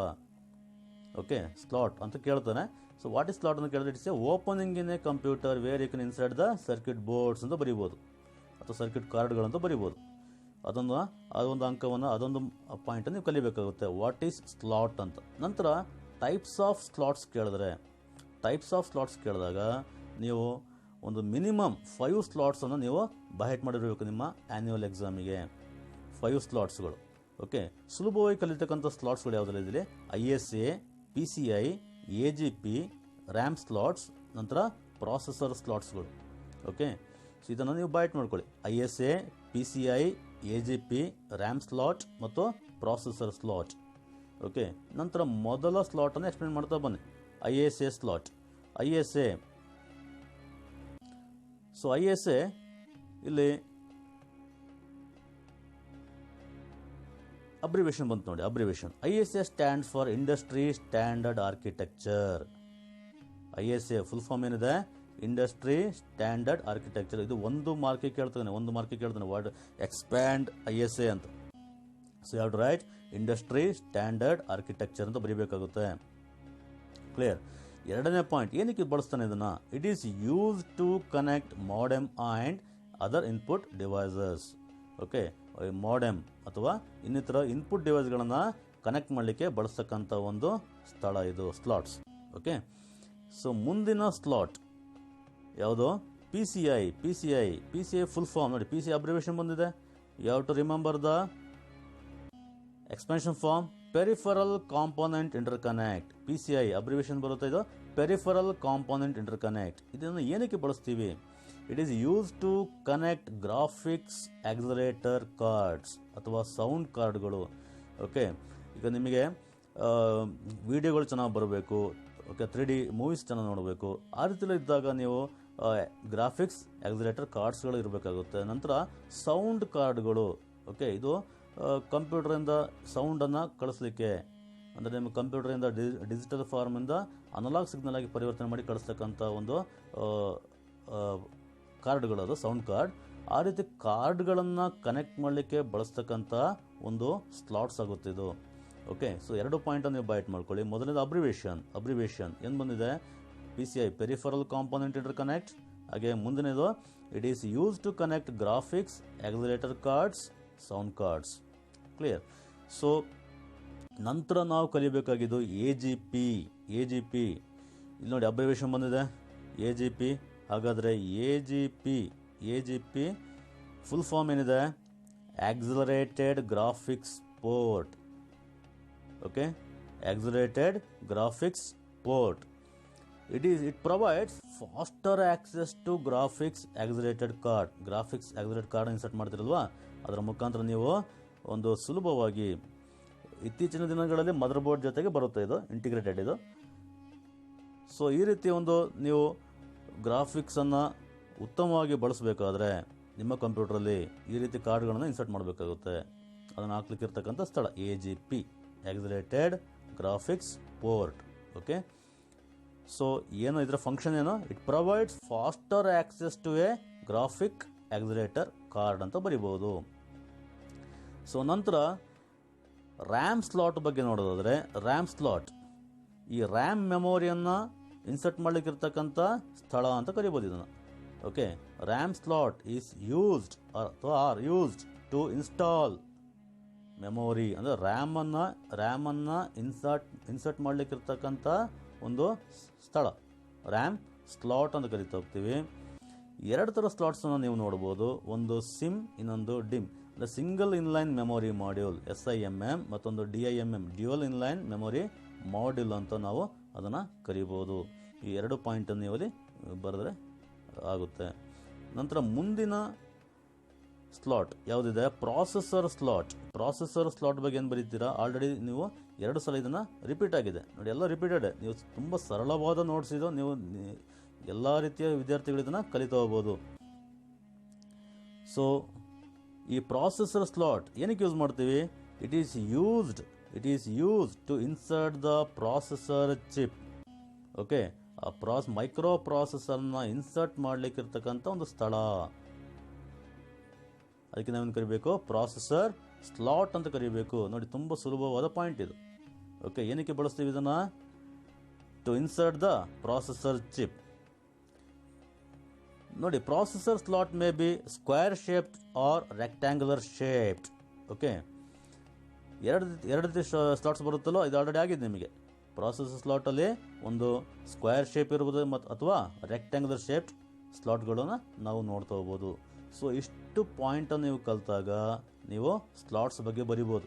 ಮೊದಲೇನು ಕಲಿಬೇಕು, ವಾಟ್ ಈಸ್ ಸ್ಲಾಟ್ ಕಲಿಬೇಕು. ಸ್ಲಾಟ್ ಅಂದ್ರೆ ಏನೋ, it's opening in a computer where you can insert the circuit board ಅಂತ ಬರಿಬೋದು, ಅಥವಾ ಸರ್ಕ್ಯೂಟ್ ಕಾರ್ಡ್ಸ್ ಅಂತ ಬರಿಬೋದು. ಅದರಲ್ಲಿ ನೀವು ಮಿನಿಮಮ್ 5 ಕಲ್ತಿರಬೇಕು. ಯಾವುದ್ರಲ್ಲಿ ಕಲಿಬೋದು ಹೇಳಿ, ISA, PCI, AGP, RAM slot, processor slot ಬಗ್ಗೆ ಪ್ರತಿಯೊಂದಕ್ಕೂ 2 ಅಥವಾ 3 ಪಾಯಿಂಟ್ಸನ್ನು ಮಾಡ್ತಾ ಬನ್ನಿ. ಸೊ ನಿಮಗೆ ಈ ಒಂದು ಸ್ಲಾಟ್ ಬಗ್ಗೆ 5 ಅಂಕದ ಪ್ರಶ್ನೆ ಕೇಳಿದ್ರು ಸಹ ನೀವು ಇದನ್ನು ಉತ್ತರಿಸ್ಬೋದು. ಸೊ ನಂತರದ ಟಾಪಿಕ್ ಡಿಸ್ಕ್ ಕಂಟ್ರೋಲರ್ಸ್. ಸೊ ನಾವು ಕಂಪ್ಯೂಟರ್ ನಾರ್ಮಲ್ ಆಗಿ ಬೇರೆ ಬೇರೆ ಡಿಸ್ಕ್ಗಳನ್ನು ಬಳಸ್ತಾ ಹೋಗ್ತೀವಿ. ಅಂದರೆ ಫ್ಲಾಪಿ ಡಿಸ್ಕ್ ಇರ್ಬೋದು, ಅಥವಾ ಹಾರ್ಡ್ ಡಿಸ್ಕ್ಗಳಿರ್ಬೋದು, ಓಕೆ, ಅಥವಾ CD ರಾಮ್ ಡ್ರೈವ್ಗಳಿರ್ಬೋದು. ಈ ರೀತಿ ಬೇರೆ ಬೇರೆ ಡಿಸ್ಕ್ಗಳನ್ನು ಬಳಸ್ತಾ ಹೋಗ್ತೀವಿ. ಆದರೆ ಆ ಡಿಸ್ಕ್ಗಳನ್ನು ವರ್ಕ್ ಮಾಡಿಸ್ಲಿಕ್ಕೆ, ಅದರ ಕೆಲಸ ಮಾಡಿಸ್ಲಿಕ್ಕೆ ಆ ಕಂಟ್ರೋಲರ್ಗಳನ್ನು ನಾವು ಮದರ್ ಬೋರ್ಡ್ ಮೇಲೆ ನೋಡ್ತಾ ಹೋಗ್ತೀವಿ. On the mother board we can see the controllers. Okay, mother board ಮೇಲೆ ನಾವು ಕಂಟ್ರೋಲರನ್ನು ನೋಡ್ತಾ ಹೋಗ್ತೀವಿ. ಆದರೆ ನಿಮ್ಮ ಹಾರ್ಡ್ ಡ್ರೈವ್ ಇರ್ಬೋದು ಅಥವಾ ಫ್ಲಾಪಿ ಡ್ರೈವ್ಗಳಿರ್ಬೋದು, ಅದು ಹೊರಗಡೆ ಇರುತ್ತೆ. ಓಕೆ, ಹಾಗಾಗಿ ನಾವು ಮದರ್ ಬೋರ್ಡ್ ಬಗ್ಗೆ ಕಲಿತಿದ್ದೀವಿ ಇಲ್ಲಿ, ಕಾಂಪೊನೆಂಟ್ಸ್ ಆಫ್ ಮದರ್ ಬೋರ್ಡ್ ಬಗ್ಗೆ ಕಲಿಯುವಾಗ we have to learn only the controllers. ಈ ಕಂಟ್ರೋಲರ್ ಕೆಲಸ ಏನು. ಓಕೆ, ಹಾಗಾದರೆ ಡಿಸ್ಕ್ ಕಂಟ್ರೋಲರ್ ಅಂದರೆ ಏನು. So disk controller is a circuit that enables the CPU to communicate with the hard drive ಅಥವಾ hard disk ಅಥವಾ ಫ್ಲಾಪಿ ಡಿಸ್ಕ್ ಅಥವಾ other kind of disk drives. Okay, floppy drive ಅಥವಾ hard drive ಅದರ ಜೊತೆ ಒಂದು ಸಂಪರ್ಕವನ್ನು ಸಾಧಿಸಲಿಕ್ಕೆ ಬಳಸ್ತಕ್ಕಂಥ ಒಂದು ವಿದ್ಯುನ್ಮಾನ ಸಾಧನ ಇದು. ಓಕೆ, ಎಲೆಕ್ಟ್ರಾನಿಕ್ ಕಾಂಪೊನೆಂಟ್ ಇದು. ಸೊ ಇದನ್ನು ಕಲಿಬೇಕು, what is disk controller. So ಇದು ಮದರ್ ಬೋರ್ಡ್ ಅಂತ ನಾವು ಕರೆದಾಗ, ಮದರ್ ಬೋರ್ಡ್ ಮುಖಾಂತರ ಇಲ್ಲಿ ಪ್ರಾಸೆಸರ್ ಇರುತ್ತೆ. This is processor. Okay, so ನಿಮ್ಮ ಹಾರ್ಡ್ ಡಿಸ್ಕ್ ಡ್ರೈವ್ HDD ಹೊರಗಡೆ ಇರುತ್ತೆ. ಓಕೆ, ಸೊ ಇಲ್ಲಿ ಈ ಪ್ರಾಸೆಸರಿಂದ ಕಂಟ್ರೋಲರ್ಗೆ ಬರುತ್ತೆ, ಕಂಟ್ರೋಲರಿಂದ ಆ ಒಂದು ಡ್ರೈವ್ಗೆ ಹೋಗುತ್ತೆ ಇನ್ಫಾರ್ಮೇಷನ್. ನೋಡಿ, ಪ್ರಾಸೆಸರಿಂದ ಹಾರ್ಡ್ ಡಿಸ್ಕಿಗೆ ಸೇವ್ ಮಾಡ್ತಕ್ಕಂಥ ಮಾಹಿತಿಗಳಿರ್ಬೋದು, ಅಥವಾ ಹಾರ್ಡ್ ಡಿಸ್ಕಿಂದ ರೀಡ್ ಮಾಡ್ತಕ್ಕಂಥ ಮಾಹಿತಿ ಇರ್ಬೋದು. ಇನ್ ಆ್ಯಂಡ್ ಔಟ್ ಅನ್ನೋ ಇದು ಒಂದು ಟ್ರಾಫಿಕ್ ಪೊಲೀಸ್ ರೀತಿ ಕಂಟ್ರೋಲ್ ಮಾಡ್ತಾ ಹೋಗುತ್ತೆ. ಯಾವುದು? ಡಿಸ್ಕ್ ಕಂಟ್ರೋಲರ್ಗಳು. ಅರ್ಥ ಆಗಿದೆಯಲ್ವಾ? ಅಂದರೆ ಪ್ರಾಸೆಸರಿಂದ ಡಿಸ್ಕಿಗೆ ಹೋಗ್ತಕ್ಕಂಥ ಮಾಹಿತಿ ಅಥವಾ ಡಿಸ್ಕಿಂದ ಪ್ರಾಸೆಸರ್ಗೆ ಬರ್ತಕ್ಕಂಥ ಮಾಹಿತಿಯನ್ನು ನಮ್ಮ ಡಿಸ್ಕ್ ಕಂಟ್ರೋಲರ್ ಅದು ಕಂಟ್ರೋಲ್ ಮಾಡ್ತಾ ಹೋಗುತ್ತೆ. ತುಂಬ ಒಂದು ಈಸಿಯಾದ ಒಂದು ಟಾಪಿಕ್ ಇದು, ಡಿಸ್ಕ್ ಕಂಟ್ರೋಲರ್. ಓಕೆ, ಡಿಸ್ಕ್ಗಳನ್ನು ನಿಯಂತ್ರಣ ಮಾಡ್ತಕ್ಕಂಥ ಒಂದು ಎಲೆಕ್ಟ್ರಾನಿಕ್ ಸಾಧನ ಇದು ಡಿಸ್ಕ್ ಕಂಟ್ರೋಲರ್. ಓಕೆ, ಅದನ್ನು ನಾವು ಮದರ್ ಬೋರ್ಡ್ ಮೇಲೆ ನೋಡ್ಬೋದು. ಆಗ ಡಿಸ್ಕ್ ಕಂಟ್ರೋಲರ್ ಅಂದರೆ ಏನು? Disk controller is a circuit that enables the C P U enable ಮಾಡುತ್ತೆ. ಏನಕ್ಕೆ? To communicate with hard drive ಅಥವಾ ಫ್ಲಾಪಿ ಡಿಸ್ಕ್ ಅಥವಾ other kind of disk drive. So ಇದನ್ನು ಬರೀರಿ. ನಂತರ ಹಾರ್ಡ್ ಡಿಸ್ಕ್ ಬಗ್ಗೆ ಕೇಳಿದಾಗ ನೋಡಿ 3 ಅಂಕ ಕೇಳ್ಬೋದು. Write a note on disk controllers. 3 ಮಾರ್ಕಿಗೆ ಕೇಳ್ಬೋದು, 3 marks. So write a note on disk controllers. ಅಥವಾ 1 ಅಂಕದ ಪ್ರಶ್ನೆ ಕೇಳಿದ್ರೆ ವಾಟ್ ಈಸ್ ಡಿಸ್ಕ್ ಕಂಟ್ರೋಲರ್ ಇಷ್ಟು ಬರೀಬೇಕಾಗುತ್ತೆ. ವಾಟ್ ಈಸ್ ಡಿಸ್ಕ್ ಕಂಟ್ರೋಲರ್ ಅಥವಾ ಡಿಫೈನ್ ಡಿಸ್ಕ್ ಕಂಟ್ರೋಲರ್ಸ್.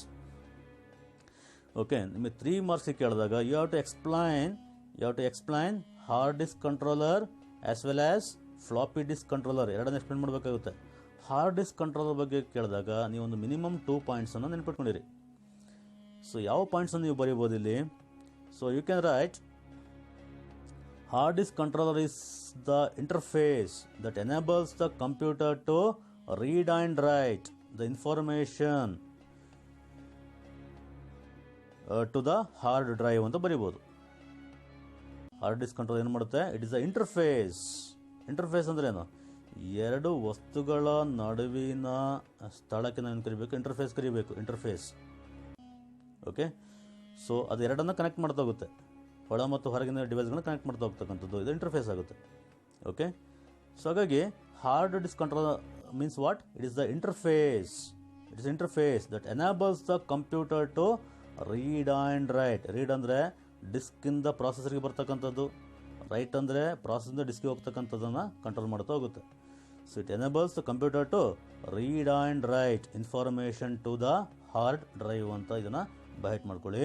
ಹಾಗೆ ಮುಂದಿನ point, this drive is attach to the mother board by means of 40 wire ribbon cable. Okay, so ನಾವು ಹಾರ್ಡ್ ಡಿಸ್ಕ್ಗಳನ್ನು ಅಥವಾ ಹಾರ್ಡ್ ಡ್ರೈವ್ಗಳನ್ನು ಕನೆಕ್ಟ್ ಮಾಡಲಿಕ್ಕೆ ಒಂದು ರಿಬ್ಬನ್ ಕೇಬಲ್ನ ಬಳಸ್ತಾ ಹೋಗ್ತೀವಿ. ಅದು ಎಷ್ಟು ವೈರ್ಗಳಿರುತ್ತೆ? ದಟ್ ಈಸ್ 40 ವೈರ್ ರಿಬ್ಬನ್ ಕೇಬಲ್ನ ಬಳಸ್ತಾ ಹೋಗ್ತೀವಿ. ಸೊ ಈ 2 ಪಾಯಿಂಟನ್ನು ನೀವು ಬರೆದ್ರೆ ನಿಮಗೆ 3 ಅಂಕದ ಪ್ರಶ್ನೆ ಕೇಳಿದಾಗ ನೀವು what is disk controller, hard disk controller ಬಗ್ಗೆ ಹಾಗೆ ಫ್ಲಾಪಿ ಡಿಸ್ಕ್ ಕಂಟ್ರೋಲರ್ ಬಗ್ಗೆ ನೀವು ಆನ್ಸರನ್ನು ಬರಿತಾ ಹೋಗ್ಬೋದು, ಶಾರ್ಟಾಗಿ ಬರಿತಾ ಹೋಗ್ಬೋದು. ಮುಂದಿನ ಡಿಸ್ಕ್ ಕಂಟ್ರೋಲರ್ ಯಾವುದು? Floppy disk controller. Floppy disk controller normal ಇತ್ತೀಚಿನ ಮಕ್ಕಳಿಗೆ ಫ್ಲಾಪಿ ಡಿಸ್ಕನ್ನು ನೋಡಿರ್ಲಿಕ್ಕಿಲ್ಲ. ಇದು ಮೊದಲು ಒಂದು ಇನ್ಫಾರ್ಮೇಷನ್ನ ಒಂದು ಕಡೆಯಿಂದ ಮತ್ತೊಂದು ಕಡೆಗೆ ಟ್ರಾನ್ಸ್ಫರ್ ಮಾಡಲಿಕ್ಕಿರ್ತಕ್ಕಂಥ ಒಂದು ಡಿವೈಸ್ ಆಗಿತ್ತು, ಮೆಮೊರಿ ಡಿವೈಸ್ ಆಗಿತ್ತು ಇದು. ಸೊ ಹಾಗಾದರೆ floppy disk controller is the interface. Floppy disk controller ಅಂದರೆ ಸೇಮ್ ಟೈಪ್, ಇದು ಸೇಮ್ ಆನ್ಸರ್ ನೋಡಿ, ಅದು ಸೇಮ್ ಟೈಪ್ ನಾನು ನೋಟ್ಸನ್ನು ಮಾಡಿದ್ದೇನೆ. A floppy disk controller is the interface that directs and controls. ಏನನ್ನು ಕಂಟ್ರೋಲ್ ಮಾಡುತ್ತೆ? Reading from and writing to the computers floppy disk drive. Okay, floppy disk ಡ್ರೈವಿಂದ read ಮಾಡ್ತಕ್ಕಂಥದ್ದು ಹಾಗೆ ಅಥವಾ ಫ್ಲಾಪಿ ಡಿಸ್ಕಿಗೆ ರೈಟ್ ಮಾಡ್ತಕ್ಕಂಥದ್ದು ಇದು ಕಂಟ್ರೋಲ್ ಮಾಡ್ತಾ ಹೋಗುತ್ತೆ. ಯಾವುದು? ಡಿಸ್ಕ್ ಕಂಟ್ರೋಲರ್ಗಳು. ಓಕೆ, ಸೊ ಇದೊಂದು ಡೆಫಿನೇಷನ್ ನೀವು ಬೈಟ್ ಮಾಡಬೇಕಾಗುತ್ತೆ.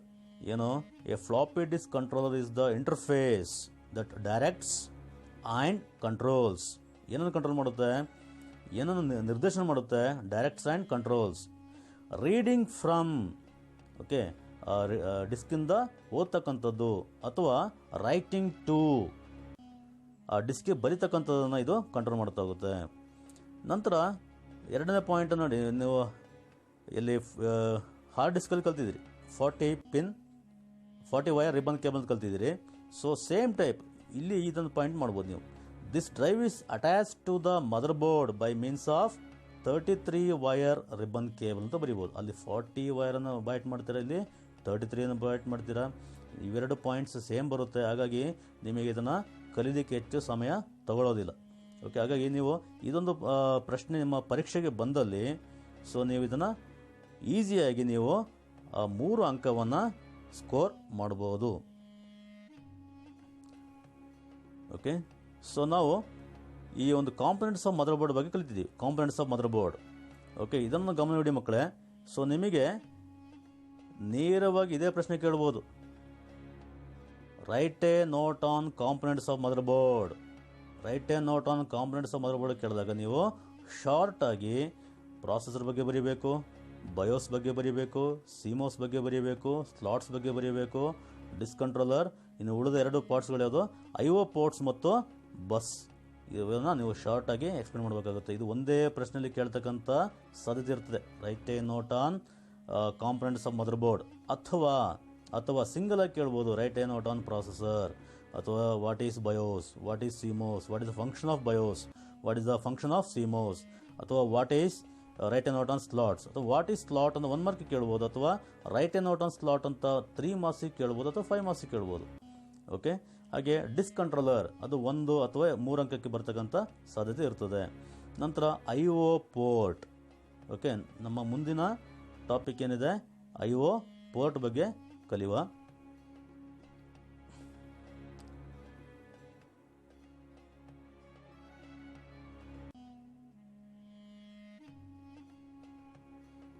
IO ports.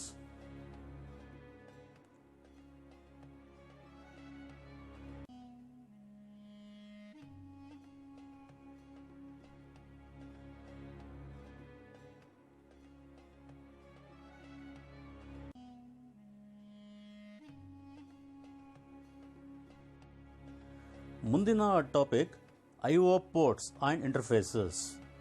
ಸೊ ಇದರಲ್ಲಿ ನೀವು 5 ಪೋರ್ಟನ್ನು ಕಲಿಬೇಕಾಗುತ್ತೆ. Minimum you have to learn 5 ports. So ನಾನು ನಿಮಗೆ ಇಲ್ಲಿ 6 ಪೋರ್ಟ್ ಬಗ್ಗೆ ಎಕ್ಸ್ಪ್ಲೇನ್ ಮಾಡ್ತಾ ಹೋಗ್ತೇನೆ. 6 ಪೋರ್ಟ್ಸ್. ಈ IO ಪೋರ್ಟ್ಸ್ ಅಥವಾ ಇಂಟರ್ಫೇಸಸ್. ಸೊ ಇದರ ಮುಖಾಂತರ ನೀವು ಬಾಹ್ಯ ಉಪಕರಣಗಳನ್ನು ನೀವು ಇದನ್ನು ಕನೆಕ್ಟ್ ಮಾಡ್ತಾ ಹೋಗ್ತೀರಾ. ಅಂದರೆ ಎಕ್ಸ್ಟರ್ನಲ್ ಡಿವೈಸಸ್, ಅಂದರೆ ಪೆರಿಫರಲ್ ಡಿವೈಸ್ಗಳನ್ನು ನೀವು ಕನೆಕ್ಟ್ ಮಾಡ್ತಾ ಹೋಗ್ತೀರಾ. ಲೈಕ್ ಕೀಬೋರ್ಡ್, ಮೌಸ್, ಓಕೆ, ಈ ರೀತಿಯ ಡಿವೈಸ್ಗಳನ್ನ ಕನೆಕ್ಟ್ ಮಾಡ್ತಾ ಹೋಗ್ತೀರಾ. ಅದರಲ್ಲಿ ಮುಖ್ಯವಾಗಿ ಬರ್ತಕ್ಕಂಥದ್ದು serial port, parallel port, USB, AGP, game port, MIDI. ನಿಮ್ಮ ಪಠ್ಯ ಪುಸ್ತಕದಲ್ಲಿ ಅನೇಕ ಪೋರ್ಟ್ಗಳನ್ನು ಕೊಟ್ಟಿದ್ದಾನೆ. ಆದರೆ ನೀವು ಪರೀಕ್ಷೆಗೆ ಕಲಿತಕ್ಕಂಥ ಸಂದರ್ಭದಲ್ಲಿ ಎಲ್ಲವನ್ನು ನೆನಪಿಡೋದು ಕಷ್ಟ ಆಗ್ತದೆ. ಹಾಗಾಗಿ ನೀವು ಮಿನಿಮಮ್ ಒಂದು 6 ಪೋರ್ಟನ್ನು ನೀವು ಕಲ್ತಿದ್ರೆ ಯು ಕ್ಯಾನ್ ರೈಟ್. 5 ಮಾರ್ಕ್ಸ್ ಕೇಳಿದ್ರೆ 5 ಪಾಯಿಂಟ್ಸ್ ಬರಿಬೋದು. 5 ಪೋರ್ಟ್ ಬಗ್ಗೆ ಎಕ್ಸ್ಪ್ಲೇನ್ ಮಾಡ್ತಾ ಹೋಗ್ಬೋದು. ಅಥವಾ 3 ಮಾರ್ಕ್ಸ್ ಕೇಳಿದ್ರೆ 3 ಪೋರ್ಟನ್ನು ಎಕ್ಸ್ಪ್ಲೇನ್ ಮಾಡ್ತಾ ಬರ್ಬೋದು. ಸೊ ಮೊದಲನೇದು ಸೀರಿಯಲ್ ಪೋರ್ಟ್. ಸೀರಿಯಲ್ ಪೋರ್ಟ್ ಇಲ್ಲಿ 2 ರೀತಿ ಪೋರ್ಟ್ ಬರ್ತದೆ ಮುಖ್ಯವಾಗಿ, ಸೀರಿಯಲ್ ಆ್ಯಂಡ್ ಪ್ಯಾರಲಲ್ ಪೋರ್ಟ್ ಅಂತ. ಸೀರಿಯಲ್ ಆ್ಯಂಡ್ ಪ್ಯಾರಲಲ್, ಆಗ ಡಿಫ್ರೆನ್ಸ್ ಏನು? ಸೊ ಸೀರಿಯಲ್ ಪೋರ್ಟಲ್ಲಿ ಯಾವುದೇ ಡಾಟಾಗಳು, ಓಕೆ, ಅದು ಸ್ಟ್ರೀಮ್ಸ್ ಅಂದರೆ ಬಿಟ್ ವೈಸ್ ಹೋಗುತ್ತೆ. So 1 bit at a time, 1 bit at a time. So ಇದೊಂದು ಪಾಯಿಂಟನ್ನು ನೀವು ಈಸಿಯಾಗಿ ನೆನ್ಪಿಡ್ಬೋದು. ಸೀರಿಯಲ್ ಪೋರ್ಟಲ್ಲಿ it transfers data serially 1 bit at a time. So ಇದನ್ನು ನೀವು ಅಂಡರ್ಲೈನ್ ಮಾಡಬೇಕಾಗುತ್ತೆ ನಿಮ್ಮ ಆನ್ಸರ್ ಶೀಟಲ್ಲಿ. 1 bit ಎಟ್ ಎ ಟೈಮ್, ಇದು ಮುಖ್ಯವಾದ ಪಾಯಿಂಟ್ಸ್ ಇಲ್ಲಿ. ಸೀರಿಯಲ್ ಪೋರ್ಟಲ್ಲಿ serial port transfers data serially 1 bit at a time. ಹಾಗಾದರೆ ಪ್ಯಾರಲಲ್ ಪೋರ್ಟ್ ಅಂದ್ರೆ ಏನು? ಸೊ ಪ್ಯಾರಲಲ್ ಪೋರ್ಟಲ್ಲಿ the parallel port transfers data parallelly 8 bits at a time. ನೋಡಿ, ಡಿಫ್ರೆನ್ಸ್ ಗೊತ್ತಾಗಿದೆಯಲ್ವಾ? ಈ 2 ಪಾಯಿಂಟನ್ನು ನೀವು ಸುಲಭವಾಗಿ ನೆನ್ಪಿಡ್ಬೋದು. ಸೀರಿಯಲ್ ಪೋರ್ಟ್ ಕೇಳಿದ್ರೆ 1 bit ಎಟ್ ಎ ಟೈಮ್ ಬರೀರಿ, ಪ್ಯಾರಲಲ್ ಪೋರ್ಟ್ ಕೇಳಿದ್ರೆ 8 bits ಎಟ್ ಎ ಟೈಮ್ ಬರೀಬೇಕು.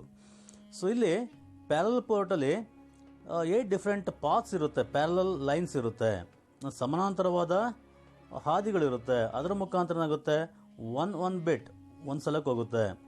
ಒಂದು ಸಲಕ್ಕೆ 1 bit ಹೋದರೆ 8 ದಾರಿಲಿ ಎಷ್ಟಾಗುತ್ತೆ, ಅದು 8 bits ಆಗುತ್ತೆ. ಸೊ ಹೀಗೆ ಪ್ಯಾರಲಲ್ ಪೋರ್ಟ್ ಕೆಲಸ ಮಾಡ್ತಾ ಹೋಗುತ್ತೆ.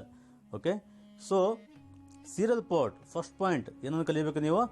Serial port transfers data serially 1 bit at a time. First ಪಾಯಿಂಟನ್ನು ಮಾಡ್ಕೊಳ್ಳಿ ಇದನ್ನು.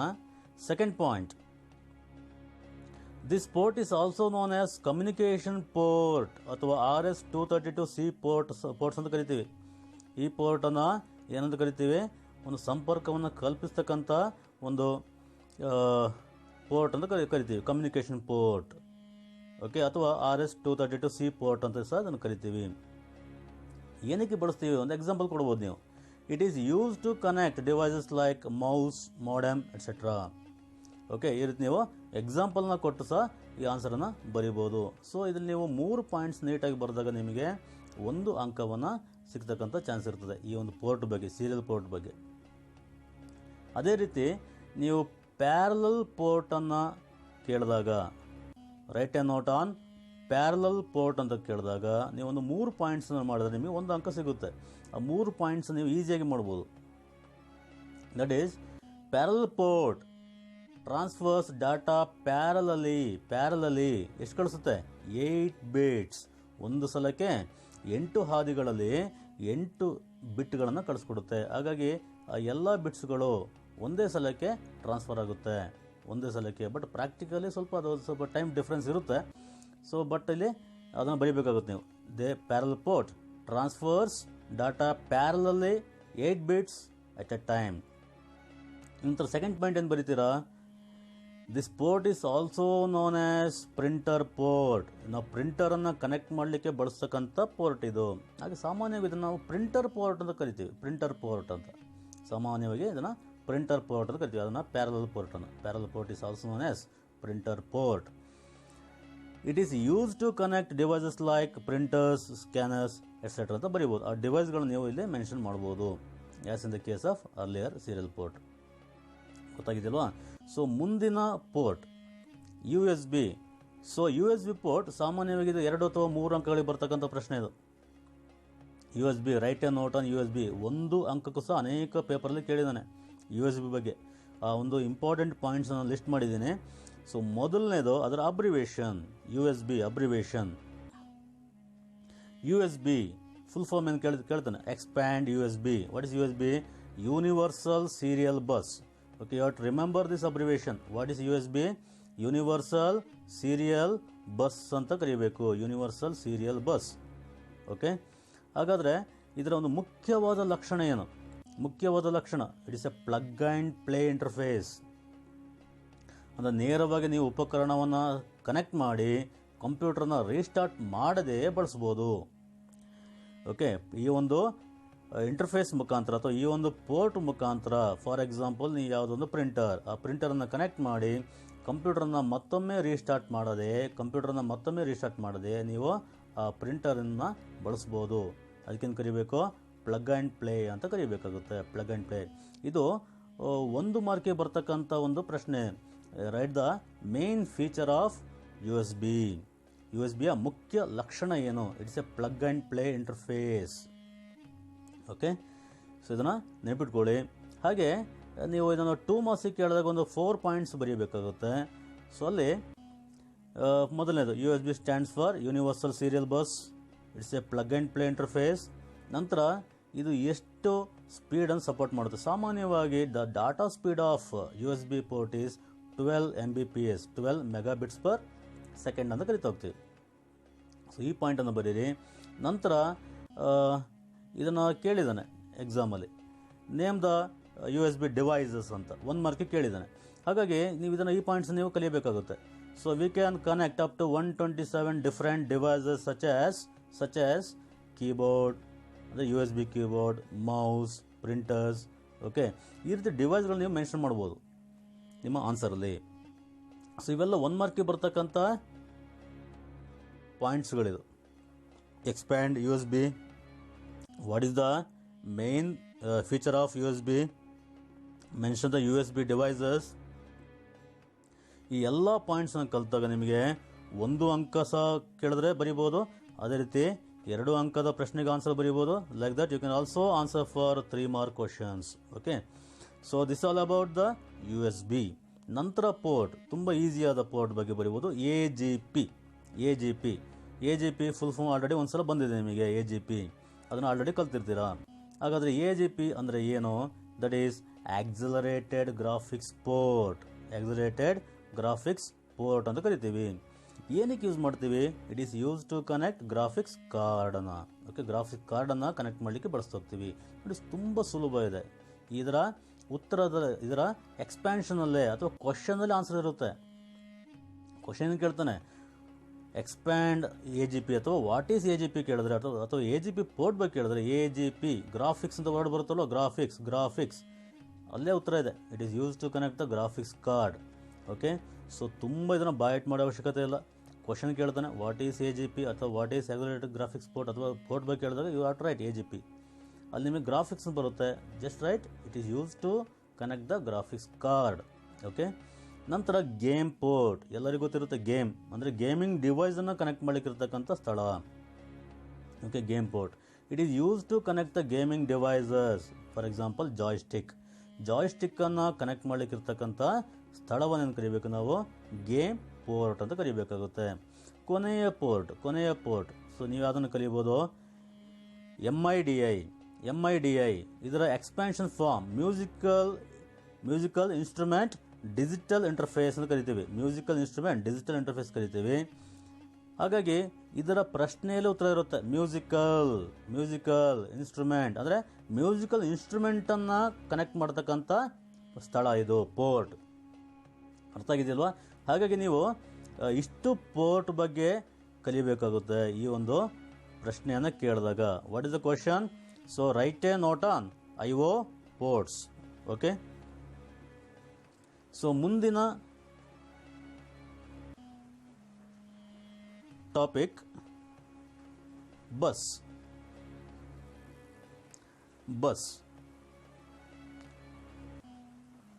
ಸೊ ಸಾಮಾನ್ಯವಾಗಿ ನಾವು ನಾರ್ಮಲ್ ಆಗಿ ಬಸ್ ಅಂತ ಹೇಳ್ತಕ್ಕಂಥ ಪದವನ್ನು ಯೂಸ್ ಮಾಡ್ತೀವಿ. ಬಸ್ ಏನನ್ನ ಮಾಡುತ್ತೆ? ಅದು ಪ್ರಯಾಣಿಕರನ್ನ ಒಂದು ಕಡೆಯಿಂದ ಮತ್ತೊಂದು ಕಡೆ ಸಾಗಿಸುತ್ತೆ. ಬಸ್ ಕೆಲಸ ಏನೋ? It is use to transport the passengers from one place to another place. ಹಾಗೆ ಇಲ್ಲಿ ಅದೇ ಬಸ್ಸನ್ನು ನೀವು ಕಲ್ಪನೆಯಲ್ಲಿ ಇಟ್ಕೊಂಡ್ರೆ ಇಲ್ಲಿ ಬಸ್ ಅಂತ ಹೇಳಿದ್ರೆ ವೈರ್ಗಳು. ಆಗ ವೈರ್ಗಳ ಕೆಲಸ ಏನೋ? ವೈರ್ಗಳ ಮುಖಾಂತರ ಅಂಕಿ ಅಂಶಗಳು ಡಾಟಾಗಳು ಟ್ರಾನ್ಸ್ಫರ್ ಆಗ್ಬೋದು, ಅಥವಾ ಅಡ್ರೆಸ್ ಸಿಗ್ನಲ್ಗಳು ಟ್ರಾನ್ಸ್ಫರ್ ಆಗ್ಬೋದು, ಅಥವಾ ಕಂಟ್ರೋಲ್ ಸಿಗ್ನಲ್ಗಳು ಟ್ರಾನ್ಸ್ಫರ್ ಆಗ್ಬೋದು. ಅಂದರೆ ಒಂದು ಡಿವೈಸನ್ನು ಅಥವಾ ಪ್ರಾಸೆಸರ್ ಒಂದು ಡಿವೈಸನ್ನು ಮತ್ತೊಂದು ಡಿವೈಸ್ ಜೊತೆ ಸಂಪರ್ಕವನ್ನು ಸಾಧಿಸಲಿಕ್ಕೆ ಅಥವಾ ಕಂಟ್ರೋಲ್ ಮಾಡಲಿಕ್ಕೆ ಬಳಸ್ತಕ್ಕಂಥ ವೈರ್ಗಳೇ ಬಸ್ ಅಂತ ಕರಿಬೇಕಾಗುತ್ತೆ. ಆ ಡೆಫಿನಿಷನನ್ನು 1 ಮಾರ್ಕಿಗೆ ಬರ್ತಕ್ಕಂಥ ಚಾನ್ಸ್ ಇದೆ definition. So what is bus ಅಂತ ಅನೇಕ ಸಲ ಪೇಪರಲ್ಲಿ ಕೇಳಿದ್ದಾನೆ. What is bus? Okay, what is bus? A bus is a collection of parallel wires. Okay, ಒಂದು ಪ್ಯಾರಲಲ್ ವೈರ್ಗಳ ಒಂದು ಸಂಗ್ರಹ ಇದು. ದಟ್ ಫಾರ್ಮ್ ಎ ಪಾತ್ವೇ, ಇದೊಂದು ದಾರಿಯನ್ನು ಮಾಡಿಕೊಡುತ್ತೆ. Form a pathway. Okay, it forms a road pathway. ಏನಕ್ಕೆ? To carry address, data and control signals. Okay, ತುಂಬ ಈಸಿಯಾದ ಒಂದು ಡೆಫಿನೇಷನ್ ಇದು. ಬಸ್ ಅಂದರೆ ಏನು? Bus is a collection of parallel ವೈರ್ಗಳ ಒಂದು ಸಂಗ್ರಹ. ಏನಕ್ಕೆ? ಏನು ಮಾಡುತ್ತಿದ್ದು? ದಟ್ ಫಾರ್ಮ್ ಎ ಪಾತ್ವೇ, ಒಂದು ದಾರಿಯನ್ನು ಮಾಡಿಕೊಡುತ್ತೆ, ಒಂದು ಹಾದಿಯಾಗಿ ಇದು ಮಾರ್ಪಡುತ್ತೆ. ಏನಕ್ಕೆ? To carry the address, data and control signals. So ಇದು ಡೆಫಿನಿಷನ್ 1 ಮಾರ್ಕಿಗೆ ಬರ್ತಕ್ಕಂಥ ಚಾನ್ಸ್ ಇದೆ. ಓಕೆ, ವಾಟ್ ಈಸ್ ಬಸ್ ಅಂತ ಕೇಳ್ತಾನೆ. ಸೊ ಈ ಪಾಠದಲ್ಲಿ 1 ಅಂಕದ ಪ್ರಶ್ನೆ ಬರೋದ್ರಿಂದ ನೀವು ಈ ರೀತಿ ಪಾಯಿಂಟ್ಗಳನ್ನು ತುಂಬ ಹೆಚ್ಚಾಗಿ ಕಲಿತು ಬೈಟ್ ಮಾಡಿ ಇರಬೇಕು. ಹಾಗಾದರೆ ಬಸ್ಸಲ್ಲಿ 3 ಮಾರ್ಕ್ಸ್ ಬಗ್ಗೆ ಕೇಳಿದಾಗ ಅಥವಾ ಇನ್ನಿತರ 1 ಮಾರ್ಕ್ ಕ್ವಶನ್ಸ್ ಯಾವ್ದಾದ್ರು ಬರ್ಬೋದು. So that is types of buses. ನಾವು ಬಸ್ಸಲ್ಲಿ ಮುಖ್ಯವಾಗಿ 2 ರೀತಿ ಮಾಡ್ಬೋದು. Internal bus, external bus. Internal ಬಸ್ಸಿಗೆ ಮತ್ತೊಂದು ಹೆಸರಿದೆ, ಸಿಸ್ಟಮ್ ಬಸ್ ಅಂತ. The internal bus is also known as system bus. Okay, external bus ಇದೆ. ಇದು ಆ್ಯಕ್ಚುಲಿ ಒಳಗಿರ್ತಕ್ಕಂಥ ಉಪಕರಣಗಳನ್ನು ಕನೆಕ್ಟ್ ಮಾಡತಕ್ಕಂಥ ಒಂದು ವೈರ್ಗಳು. ಇದು ಹೊರಗಡೆ ಇರ್ತಕ್ಕಂಥ ಉಪಕರಣಕ್ಕೆ ಸಂಪರ್ಕವನ್ನು ಕಲ್ಪಿಸಿಕೊಡ್ತಕ್ಕಂಥ ವೈರ್ಗಳು. ಹಾಗೆ ಇಂಟರ್ನಲ್ ಬಸ್ ಅಂತ ಬಂದಾಗ ಅದನ್ನು ಮತ್ತೆ 3 ಭಾಗ ಮಾಡಿದ್ದಾನೆ. That is data bus, address bus, control bus. Okay, ಈ ರೀತಿ ನಿಮಗೆ ಆ ಒಂದು ವಿಂಗಡಣೆ ಕೇಳ್ಬೋದು, ಕ್ಲಾಸಿಫಿಕೇಶನ್ ಕೇಳ್ಬೋದು. Okay, right the types of buses ಅಂತ ಕೇಳ್ಬೋದು, ಅಥವಾ ಕ್ಲಾಸಿಫಿಕೇಶನ್ ಆಫ್ ಬಸ್ಸಸ್ ಅಂತ ಕೇಳ್ಬೋದು. ನಂತರ ಇದರ ಪರ್ಟಿಕ್ಯುಲರ್ ಡೆಫಿನೇಷನ್ಸ್ ಕೇಳ್ಬೋದು. What is internal bus, what is external bus, what is data bus, what is address bus, what is control bus ಅಂತ ಕೇಳ್ಬೋದು. ಹಾಗಾಗಿ ನೀವು ಇಲ್ಲಿ ಚಿತ್ರದಲ್ಲಿ ಕಾಣ್ತಕ್ಕಂಥ ಎಲ್ಲ ಪಾಯಿಂಟ್ಸ್ನ ಕಲಿಬೇಕಾಗುತ್ತೆ. ವಾಟ್ ಈಸ್ ಬಸ್ ಕಲಿಬೇಕು, what is internal bus, what is external bus, what is data bus, what is address bus, what is control bus ಅಂತ ಕಲಿತಾಗ ನಿಮಗೆ ಈ ಬಸ್ಸಲ್ಲಿ ಯಾವುದೇ ಪ್ರಶ್ನೆ ಕೇಳಿದ್ರು ಸಹ ನೀವು ಆನ್ಸರನ್ನು ಮಾಡಬಹುದು. ಸೊ ಮೊದಲನೇದು ಇಂಟರ್ನಲ್ ಬಸ್. ಇಂಟರ್ನಲ್ ಬಸ್ ಏನು ಮಾಡುತ್ತೆ ಇದು? So internal bus connects major components. Okay, it connects major computer components like processor, memory, etc. ಏನು ಮಾಡ್ತಿದ್ದೋ, ಕಂಪ್ಯೂಟರ್ ಇರ್ತಕ್ಕಂಥ ಮುಖ್ಯವಾದ ಭಾಗಗಳಾದ ಪ್ರಾಸೆಸರ್ ಇರ್ಬೋದು ಅಥವಾ ಮೆಮೊರಿಗಳಿರ್ಬೋದು, ಇವನ್ನ ಕನೆಕ್ಟ್ ಮಾಡಲಿಕ್ಕೆ ಬಳಸ್ತಾ ಹೋಗ್ತಾರೆ. ಯಾವುದನ್ನು? ಇಂಟರ್ನಲ್ ಬಸ್ಸನ್ನು. ಹಾಗಾದರೆ ಎಕ್ಸ್ಟರ್ನಲ್ ಬಸ್ ಕೆಲಸ ಏನು? So external bus it connects the different external devices. ಬೇರೆ ಬೇರೆ ಕಂಪ್ಯೂಟರ್ ಸುತ್ತ ಇರ್ತಕ್ಕಂಥ ಡಿವೈಸ್ಗಳನ್ನು, ಪೆರಿಫರಲ್ಸ್ ಅಂದರೆ ಸುತ್ತೋಪಕರಣ, ಕಂಪ್ಯೂಟರ್ನ ಹೊರಭಾಗದಿರ್ತಕ್ಕಂಥ ಡಿವೈಸ್ಗಳನ್ನು, ಸುತ್ತೋಪಕರಣ, ಅದಕ್ಕೆ ನಾವು ಇಂಗ್ಲೀಷಲ್ಲಿ ಕರಿತೀವಿ ಪೆರಿಫರಲ್ಸ್. ಹಾಗೆ ಎಕ್ಸ್ಪ್ಯಾನ್ಷನ್ ಸ್ಲಾಟ್ಸ್ ಇರ್ಬೋದು ಅಥವಾ IO ಪೋರ್ಟ್ಸ್ ಇರ್ಬೋದು, ಇವೆಲ್ಲವನ್ನು ಕನೆಕ್ಟ್ ಮಾಡಲಿಕ್ಕೆ ಬಳಸ್ತಕ್ಕಂಥ ವೈರ್ಗಳು, ಅದಕ್ಕೆ ಕರಿಬೇಕು ಎಕ್ಸ್ಟರ್ನಲ್ ಬಸ್ ಅಂತ ಕರಿಬೇಕಾಗುತ್ತೆ. So you have to learn what is internal bus, what is external ಬಸ್ಸನ್ನು ಕಲೀರಿ. ನಂತರ ಇನ್ನೊಂದು ಪಾಯಿಂಟ್ ಬೇಕಾದರೆ, it is also called as expansion bus ಅಂತ ಕರಿಬೋದು. ಎಕ್ಸ್ಟರ್ನಲ್ ಬಸ್ಸಿಗೆ ಮತ್ತೊಂದು ಹೆಸರೇನೋ expansion bus.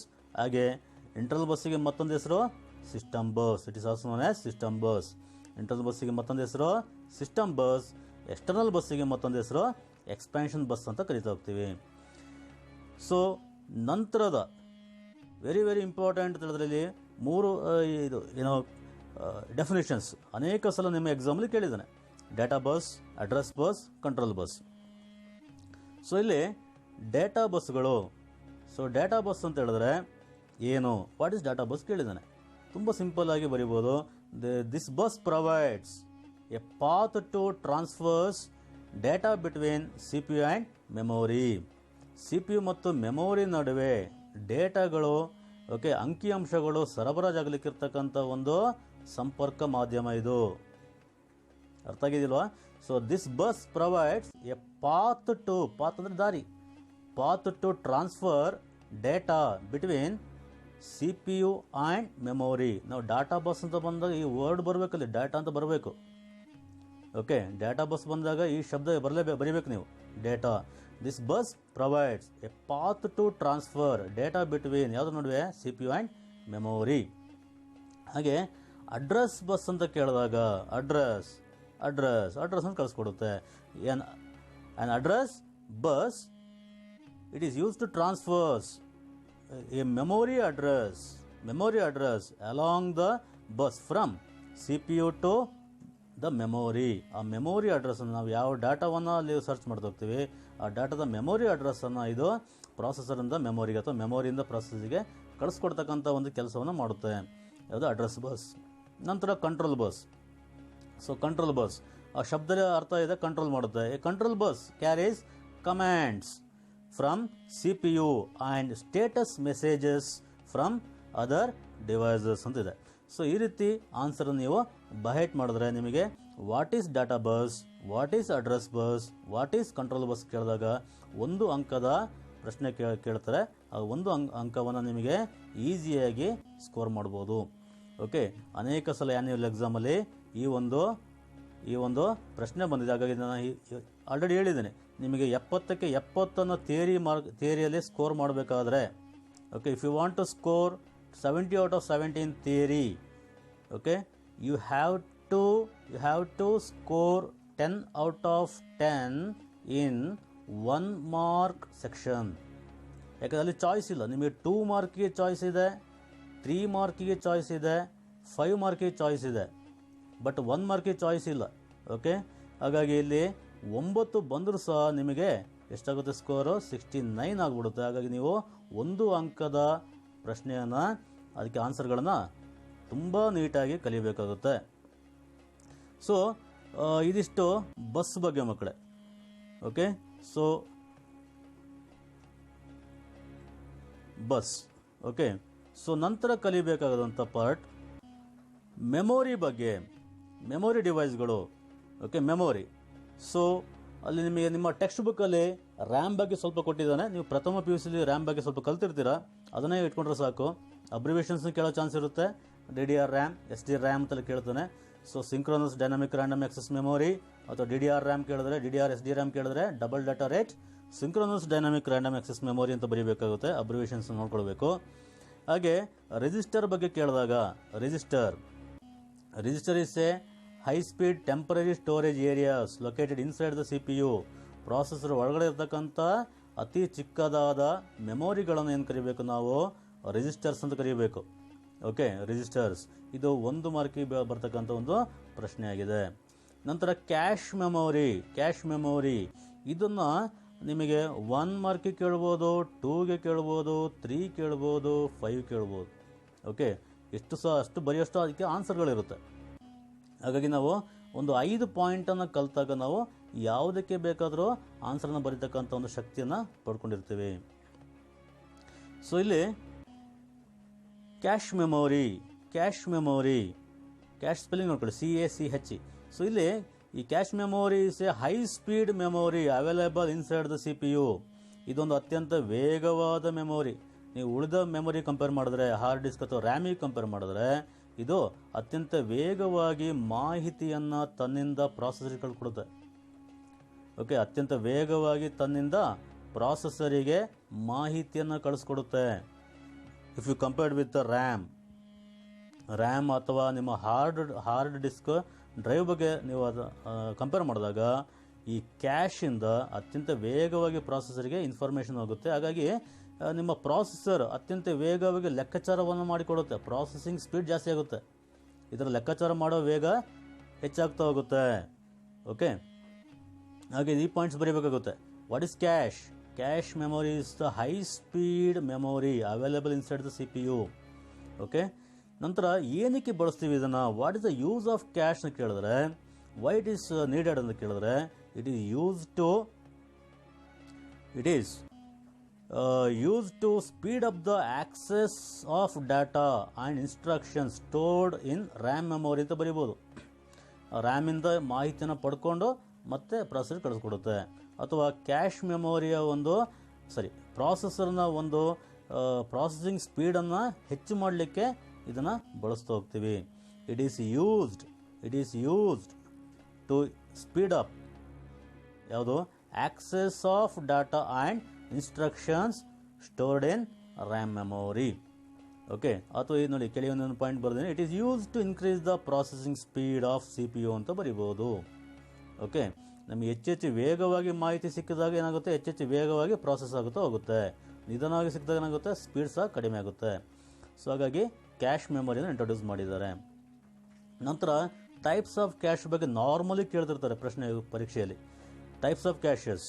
So L1, L2, L3 cash ಬಗ್ಗೆ ಬರಿಬೋದು, ಅಥವಾ ನೀವು ಕೇವಲ L1, L2 ಬಗ್ಗೆ ಕಲ್ತರೂ ಸಹ ಸಾಕು.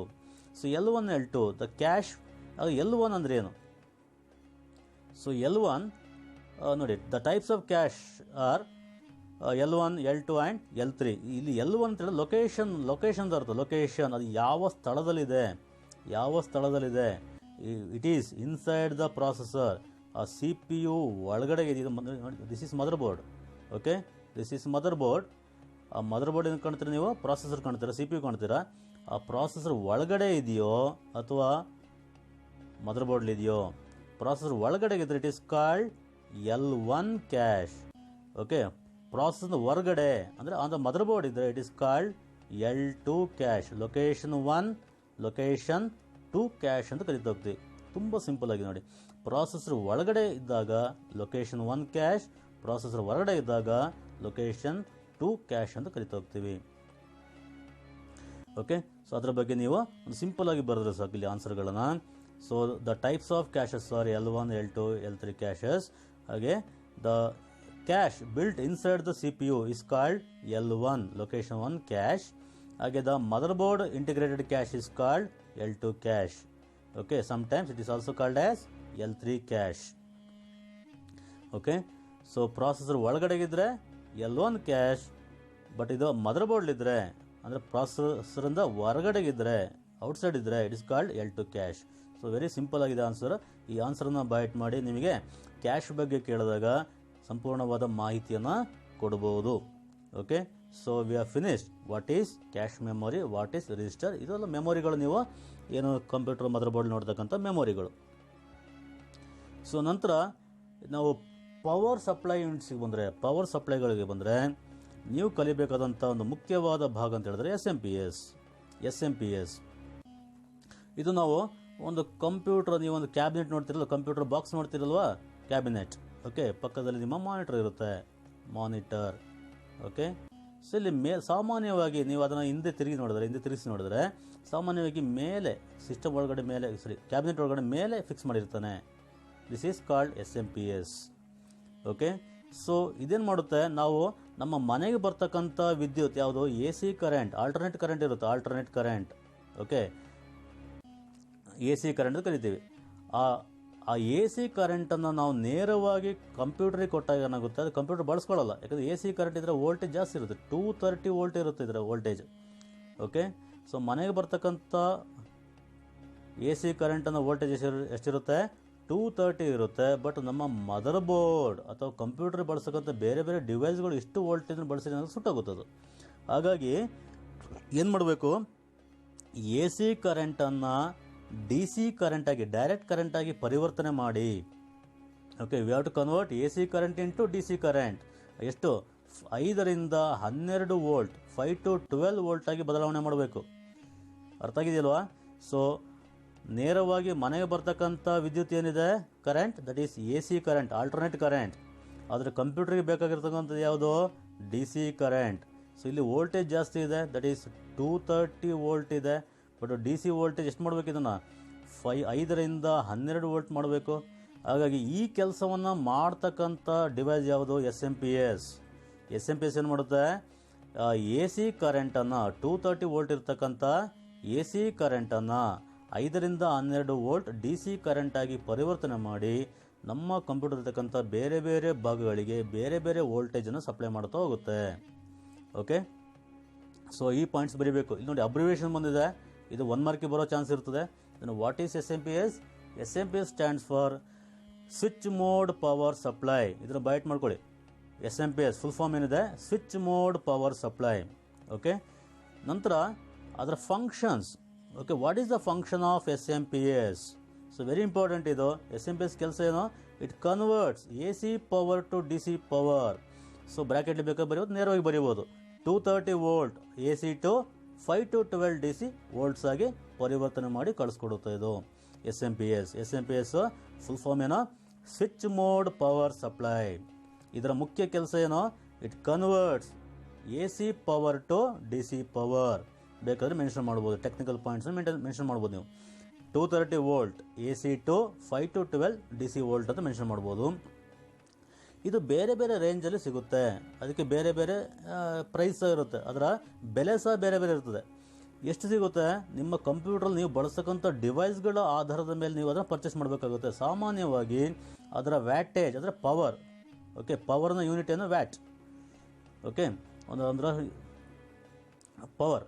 ಸೊ 230 ವ್ಯಾಟ್ಸ್ ಇರ್ಬೋದು, 450 ವ್ಯಾಟ್ಸ್ ಇರ್ಬೋದು, ಅಥವಾ 500 ವ್ಯಾಟೇಜ್ ಇರ್ಬೋದು. ಈ ರೀತಿ ಬೇರೆ ಬೇರೆ ರೇಂಜಲ್ಲಿ ನಿಮಗೆ SMPS ದೊರಕುತ್ತೆ. ಈ ಪಾಯಿಂಟ್ಸನ್ನು ನೀವು SMPSಲ್ಲಿ ಬೇಕಾದರೆ ಸೇರಿಸ್ಬೋದು. ಸೊ ಈಗ ರೈಟ್ 3 ಪಾಯಿಂಟ್ಸ್. ಓಕೆ, ಸೊ ಇದು ನಿಮಗೆ 1 ಅಥವಾ 2 ಅಥವಾ 3 ಮಾರ್ಕಿಗೆ ಬರೋ ಚಾನ್ಸ್ ಇರುತ್ತೆ. ಹಾಗೆ ಅಬ್ರಿವೇಷನ್ಸ್ ವೆರಿ ಇಂಪಾರ್ಟೆಂಟ್, ಅಬ್ರಿವೇಷನ್ಸ್ ಬರುತ್ತೆ. What is the function of SMPS ಬರುತ್ತೆ. ಓಕೆ, ಹಲವಾರು ರೀತಿ ಕ್ವಶನ್ಸ್ ಫ್ರೇಮ್ ಮಾಡ್ಬೋದು ಇಲ್ಲಿ. Expand SMPS, what is the function of SMPS. Okay, mention the ranges of SMPS. ಈ ರೀತಿ ಎಲ್ಲ ಕೇಳ್ತಕ್ಕಂಥ ಚಾನ್ಸ್ ಇರುತ್ತೆ. ಅಥವಾ right and note on SMPS ಒಟ್ಟಿಗೆ ಬರೀಬೇಕಾಗುತ್ತೆ. ನಂತರ UPS, ನಮ್ಮ ಕಂಪ್ಯೂಟರಿಗೆ ಮುಖ್ಯವಾಗಿ ಬೇಕಾದಂಥ ಎನರ್ಜಿ ಏನದು, ಕರೆಂಟ್. ಸೊ ಕರೆಂಟ್ ಬೇಕು. Without power our computer will not work. ಹೌದಾ, ಕರೆಂಟ್ ಇಲ್ಲದೆ ನಮ್ಮ ಕಂಪ್ಯೂಟರ್ ಕೆಲಸ ಮಾಡುತ್ತಾ, ಇಲ್ಲ. So it is called electronic device. ಅದಕ್ಕಾಗಿ ಇದನ್ನು ನಾವು ಎಲೆಕ್ಟ್ರಾನಿಕ್ ಡಿವೈಸ್ ಅಂತ ಕರಿತಾ ಹೋಗ್ತೀವಿ. ಹಾಗಾಗಿ ಅಡೆತಡೆ ಇಲ್ಲದೆಯೇ ನಮ್ಮ ಕಂಪ್ಯೂಟರಿಗೆ ಒಂದು ಪವರನ್ನು ಸಪ್ಲೈ ಮಾಡಬೇಕಾಗುತ್ತೆ. ಅಡಚಣೆ ಇಲ್ಲದೆ ಓಕೆ, ಯಾವುದೇ ನಿರಂತರವಾಗಿ ಪವರನ್ನು ಸಪ್ಲೈ ಮಾಡಬೇಕಾಗುತ್ತೆ. ನಿರಂತರವಾಗಿ ವಿದ್ಯುತ್ತನ್ನು ಸಪ್ಲೈ ಮಾಡ್ತಕ್ಕಂಥ ಸಾಧನ. ನಿರಂತರವಾಗಿ ಏನದು word, uninterruptible power supply. Uninterruptible power supply, ಅದು ಫುಲ್ ಫಾರ್ಮ್ UPS. ಇದು ಸಹ ನಿಮ್ಮ 1 ಮಾರ್ಕಿಗೆ ಬರೋ ಚಾನ್ಸ್ ಇರುತ್ತೆ. Expand UPS, uninterruptible power supply. Okay, ನಂತರ ಅದರ ಮುಖ್ಯ ಫಂಕ್ಷನ್ ಕೇಳ್ತಾನೆ. UPS ಫಂಕ್ಷನ್ ಏನು, ಅದರ ಕೆಲಸ ಏನು ಮಾಡುತ್ತದು. ಸೊ ನಿಮಗೆ ಆಲ್ರೆಡಿ ಗೊತ್ತಿರುತ್ತೆ. UPS ಎಲ್ಲ ಕಡೆ ಯೂಸ್ ಮಾಡ್ತಾ ಹೋಗ್ತೀವಿ, ಮನೆಗಳಲ್ಲಿ, ಆಫೀಸ್ಗಳಲ್ಲಿ ಯೂಸ್ ಮಾಡ್ತಾ ಹೋಗ್ತೀವಿ. ಏನಿರುತ್ತೆ ಅಲ್ಲಿ ಬ್ಯಾಟ್ರಿ ಇರುತ್ತೆ, ಒಂದು ಬ್ಯಾಟ್ರಿ ಇರುತ್ತೆ. ಸೊ ಯಾವಾಗ ಮೇನ್ಸಲ್ಲಿ ಅಂದರೆ ನಿಮ್ಮ ಮನೆಗೆ ಬರ್ತಕ್ಕಂಥ ಸಪ್ಲೈಯಲ್ಲಿ ಕರೆಂಟ್ ಹೋಗುತ್ತೆ, ಆವಾಗ ಏನು ಮಾಡುತ್ತೆ, ಬ್ಯಾಟ್ರಿಯಿಂದ ನಮ್ಮ ಸಿಸ್ಟಮಿಗೆ ಪವರನ್ನು ಸಪ್ಲೈ ಮಾಡುತ್ತೆ. ಓಕೆ, ಯಾವಾಗ ಮೇನ್ಸಲ್ಲಿ ಕರೆಂಟ್ ಹೋಗುತ್ತೆ ಆ ಬ್ಯಾಟ್ರಿಯಿಂದ ಯು ಪಿ ಎಸ್ ಏನು ಮಾಡುತ್ತೆ, ತನ್ನ ಬ್ಯಾಟ್ರಿಯಿಂದ ನಮ್ಮ ಕಂಪ್ಯೂಟ್ರಿಗೆ ಪವರನ್ನು ಸಪ್ಲೈ ಮಾಡಿ ಕೊಡುತ್ತೆ. ಇದರ ಮುಖ್ಯ ಉದ್ದೇಶ, ಮುಖ್ಯ ಫಂಕ್ಷನ್. ಓಕೆ, ಈ ಫಂಕ್ಷನನ್ನು ನೀವು ಜನರಲ್ ಆಗಿ ಬರಿಬೋದು ಅಥವಾ ಇದು ಬೈಟ್ ಮಾಡಿ ಬರಿಬೋದು. ಏನಿದೆ, it is a power supply. What is U P S? It is a power supply that includes a battery. ಅದ್ರ ಬ್ಯಾಟ್ರಿ ಇದೆ ಏನಕ್ಕೆ? To maintain the power. ಯಾವಾಗ? In the event of power failure. Okay, ಇಷ್ಟು answer ಬರೆದ್ರೆ ನಿಮಗೆ what is the function of U P S, U P ಎಸ್ನ ಕೆಲಸ ಏನು ಅದರ ಬಗ್ಗೆ ಆನ್ಸರ್ನ ಬರಿಬೋದು. It is a power supply that includes a battery to maintain the power in the event of power failure ಅಂತ ಆನ್ಸರ್ ಬರೆದ್ರೆ ನಿಮಗೆ 1 ಮಾರ್ಕ್ ಕೊಡ್ತಾರೆ, 1 ಮಾರ್ಕ್ ಕೇಳಿದ್ರೆ, ಅಥವಾ 2 ಮಾರ್ಕ್ಸ್ ಕೇಳಿದ್ರೆ ಎಲ್ಲ ಪಾಯಿಂಟ್ಸ್ ಬರೀಬೇಕಾಗುತ್ತೆ. ಓಕೆ, ಹಾಗೆ ಅದರ ಟೈಪ್ಸನ್ನು ಕೇಳೋ ಚಾನ್ಸ್ ಇರುತ್ತೆ. What are the types of U P S? What are the types of U P S? ನಾವು ಯು ಪಿ ಎಸ್ ಅಲ್ಲಿ 2 ಟೈಪ್ ನೋಡ್ತೀವಿ, ಒಂದು ಆನ್ಲೈನ್ ಯು ಪಿ ಎಸ್, ಮತ್ತೊಂದು stand by U P S ಅಥವಾ ಆಫ್ಲೈನ್ ಯು ಪಿ ಎಸ್ ಅಂತ ನೋಡ್ತಾ ಹೋಗ್ತೀವಿ. Online U P S, offline U P S ಅನ್ನು ನೋಡ್ತಾ ಹೋಗ್ತೀವಿ. ಓಕೆ, ಸೊ ಅದರ ಬಗ್ಗೆ ಕಲಿಯುವ. Online U P S. Online U P S ಅಂದರೆ ಏನು? ಸೊ ನಮಗಿದು ನಿರಂತರವಾಗಿ ಒಂದು ಪವರನ್ನು ಸಪ್ಲೈ ಮಾಡ್ತಾ ಕೊಡ್ತಾ ಇರ್ತದೆ. ಓಕೆ, ಇದು ನಮ್ಮ ಯು ಪಿ ಎಸ್. ಅದರ ಯು ಪಿ ಎಸ್ ಬ್ಯಾಟ್ರಿ ಇರುತ್ತೆ ಅಂದ್ಕೊಳ್ಳುವ, ಇದರಲ್ಲಿ ಬ್ಯಾಟ್ರಿ ಇದೆ ಒಟ್ಟಿಗೆ. ಸೊ ಇದು ನಮ್ಮ ಸಿಸ್ಟಮ್ ಇದೆ. Okay, this is our system. So ಮೇನ್ಸಿಂದ ಯು ಪಿ ಎಸ್ಸಿಗೆ, ಯು ಪಿ ಎಸ್ಸಿನ ಸಿಸ್ಟಮ್ ಬರ್ತಿರ್ತದೆ. ಹಾಗಾಗಿ ಈ ಮೇನ್ಸಲ್ಲಿ ಕರೆಂಟ್ ಹೋದರೂ, ಮುಖ್ಯ ಲೈನಲ್ಲೂ ಕರೆಂಟ್ ಹೋದರೂ ಸಹ ನಮಗೆ ನಿರಂತರವಾಗಿ ಯು ಪಿ ಎಸ್ಸಿಂದ ಪವರ್ ಸಪ್ಲೈ ಆಗ್ತಾ ಇರುತ್ತೆ. ಹಾಗಾಗಿ ಕಂಪ್ಯೂಟರ್ ಯಾವುದೇ ರೀತಿಯ ಅಡಚಣೆ ಇಲ್ಲದೆ ಕೆಲಸ ಮಾಡ್ತಾ ಇರ್ತದೆ. ಸೊ ಇದಕ್ಕೇನು ಕರಿಬೇಕು? ಆನ್ಲೈನ್ ಯು ಪಿ ಎಸ್ ಅಂತ. Online U P S. Okay, so ನೋಡಿ ಅದೇ ಆನ್ಸರ್ ಬರೀಬೇಕು ನೀವು. What is online U P S? ಇದು 1 ವರ್ಷ ಕೇಳಿದ್ದಾರೆ. Write a note on types of U P S ಅಂತ, ಅಥವಾ explain the types of U P S. So you have to explain about online and offline ಅಥವಾ stand by U P S ಬಗ್ಗೆ ನೀವು explain ಮಾಡಬೇಕಾಗುತ್ತೆ. What is online U P S? It avoids those momentary power lapses by continuously providing the power from its own inverter. ಅದು ತನ್ನ ಬ್ಯಾಟರಿಯಿಂದ ನಿರಂತರವಾಗಿ ಪವರನ್ನು supply ಮಾಡೋದ್ರ ಮುಖಾಂತರ ನಿಮ್ಮ ಮೇನ್ಸ್ ಲೈನಲ್ಲೂ ಕರೆಂಟ್ ಹೋಗಿ ಬಂದರೂ ಸಹ ಆ ಒಂದು ಕೆಲವೊಂದು ಸೆಕೆಂಡ್ಗಳ ಸಮಯದಲ್ಲೂ ಸಹ ಕರೆಂಟ್ ಬರ್ತಾ ಇರುತ್ತೆ. ಅಡಚಣೆ ಇಲ್ಲದೆ ನಿರಂತರವಾಗಿ ಬರ್ತಾ ಇರುತ್ತೆ. ಆ ಪಾಯಿಂಟ್ಸ್ ಇದು ಅರ್ಥ ಇದು. An online UPS avoids those momentary power lapses by continuously providing power from its own inverter. ಯಾವಾಗ? Even when the power line is functioning properly. Power ಲೈನಲ್ಲೂ ಕರೆಂಟ್ ಇದ್ದರೂ ಸಹ ತನ್ನ ಇನ್ವರ್ಟರಿಂದ ನಿರಂತರವಾಗಿ ಪವರನ್ನು ಸಪ್ಲೈ ಮಾಡ್ತಾ ಇರುತ್ತೆ. ಯಾವುದು? Online U P S. But offline U P S ಆಗಿಲ್ಲ, ಇದು ಎನರ್ಜಿನ ಸೇವ್ ಮಾಡುತ್ತೆ ಇದು. ಓಕೆ, ಹೇಗೆ? ಸೊ ಕರೆಂಟ್ ಇದ್ದಾಗ ನಿಮ್ಮ ಸಿಸ್ಟಮಿಗೆ ಕರೆಂಟ್ ಬರ್ತಾ ಇರುತ್ತೆ. ಯಾವಾಗ ಮೇನ್ಸಲ್ಲಿ ಕರೆಂಟ್ ಹೋಗುತ್ತೆ ಆವಾಗ ಯು ಪಿ ಎಸ್ಸಿಂದ ಕರೆಂಟ್ ಬರುತ್ತೆ. ಓಕೆ, ಇದು ಮೇನ್ಸ್. ಓಕೆ, ಮೇನ್ಸಿಂದ ಪವರ್ ಸಪ್ಲೈ ಆಗ್ತಾ ಇರುತ್ತೆ. ಇದು ದಿಸ್ ಮಾನಿಟರ್ಸ್ ಚೆಕ್ ಮಾಡ್ತಾ ಇರುತ್ತೆ. ಯು ಪಿ ಎಸ್ ಚೆಕ್ ಮಾಡ್ತಾ ಇರುತ್ತೆ. ಯಾವಾಗ ಮೇನ್ಸಲ್ಲಿ ಪವರ್ ಸಪ್ಲೈ ಹೋಗುತ್ತೋ ಆ ಕೆಲವೊಂದು ಕ್ಷಣಗಳ ಕಾಲ ನಿಮ್ಮ ಕಂಪ್ಯೂಟರ್ಗೆ ಕರೆಂಟ್ ಸಪ್ಲೈ ಆಗಲ್ಲ, ಆಫ್ ಆಗುತ್ತೆ ಸಿಸ್ಟಮ್. ನಂತರ ಇದು ಸ್ವಿಚ್ ಆನ್ ಆಗುತ್ತೆ. U P S switch on ಆಗಿ, ಸ್ವಿಚ್ ಆನ್ ಆದಮೇಲೆ ಇವಾಗ ಇಲ್ಲಿಂದ ಕರೆಂಟ್ ಸಪ್ಲೈ ಆಗುತ್ತೆ ಯು ಪಿ ಎಸ್ಸಿಂದ. ಹಾಗಾಗಿ ಆ ಕೆಲವೊಂದು ಕ್ಷಣಗಳ ಕಾಲ ನಿಮ್ಮ ಕಂಪ್ಯೂಟರ್ಗೆ ಯಾವುದೇ ರೀತಿಯ ಪವರ್ ಸಪ್ಲೈ ಆಗ್ತಾ ಇರಲ್ಲ. ಏನಾದರೂ ಇಂಪಾರ್ಟೆಂಟ್ ಮಾಹಿತಿ ಬರೆದು ಸೇವ್ ಮಾಡದೇ ಇದ್ದಲ್ಲಿ ಅಂಥ ಮಾಹಿತಿ ಇಲ್ಲಿ ಲಾಸ್ ಆಗುತ್ತೆ, ನಷ್ಟವಾಗ್ತದೆ, ಸಿಗಲ್ಲ ನಿಮಗೆ ವಾಪಸ್ಸು. ಹಾಗಾಗಿ ಇದೊಂದು ಡಿಸಡ್ವಾಂಟೇಜ್ ಇಲ್ಲಿ ಯಾವುದಲ್ಲಿ? Stand by U P S ಅಲ್ಲಿ. ಸೊ ಇದು stand by U P S ಬಗ್ಗೆ. What is stand by U P S? Standby ಅಥವಾ offline U P S monitors the power line, ಅದರ ನಿಗಾವಹಿಸ್ತಾ ಇರುತ್ತೆ. And switches to the battery power. Okay, battery power switch ಆಗುತ್ತೆ ಯಾವಾಗ? As soon as it detects a problem. ಯಾವಾಗ ಮೇನ್ಸಲ್ಲಿ power ಹೋಗುತ್ತೆ ಆವಾಗ ಯು ಪಿ ಎಸ್ ಇಂದ ಪವರ್ ಸಪ್ಲೈ ಆಗುತ್ತೆ. So this is the answer for stand by U P S. ಹಾಗೆ ನೀವು ಇಲ್ಲಿ ವೆರಿ ಇಂಪಾರ್ಟೆಂಟ್, ತುಂಬ ಸಲ ಬಂದಿದೆ ಆ್ಯನ್ಯುವಲ್ ಎಕ್ಸಾಮಲ್ಲಿ, explain the types of U P S ಅಥವಾ what is the function of U P S, expand U P S, ಈ ರೀತಿಯ ಕ್ವಶನ್ಸ್ಗಳನ್ನು ನೀವು ಯು ಪಿ ಎಸ್ ಮೇಲೆ ಕಲಿಬೇಕಾಗುತ್ತೆ. ಸೊ ನಮ್ಮ ಕೊನೆಯ ಟಾಪಿಕ್, ಈ ಪಾಠದ ಕೊನೆಯ topic, that is assembling the computer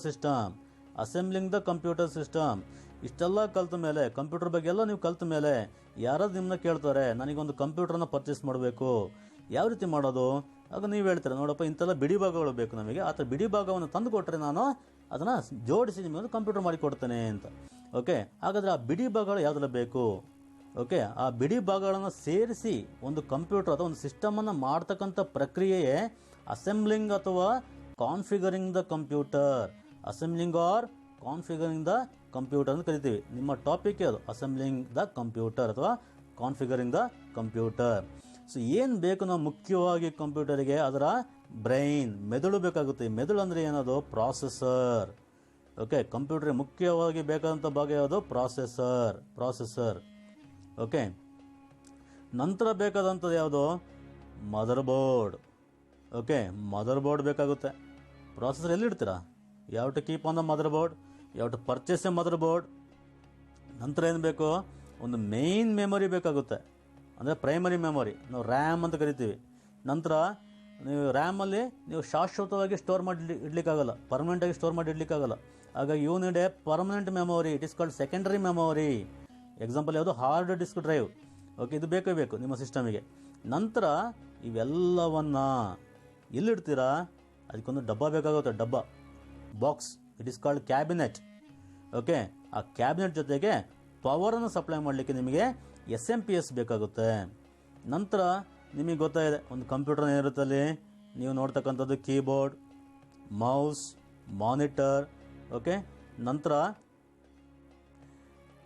ಬೇಕಾದರೆ ತಗೊಳ್ಬೋದು ಪ್ರಿಂಟರ್, ಇದು ಬೇಕೇ ಬೇಕು ಅಂತಿಲ್ಲ, ಆಪ್ಷನಲ್. ಕ್ಯಾಮರಾ ಅದು ಅಷ್ಟೇ, ಬೇಕಾದರೆ ತಗೊಳ್ಬೋದು, ಬೇಡ ಅಂದರೆ ಬಿಡ್ಬೋದು, ಆಪ್ಷನಲ್. ಮೈಕ್ರೋಫೋನ್ ಅಥವಾ ಮೈಕ್, ಇದು ಬೇಕಾದ್ರೆ ತಗೊಳ್ಬೋದು, ಬಿಟ್ಟರು ಬಿಡ್ಬೋದು.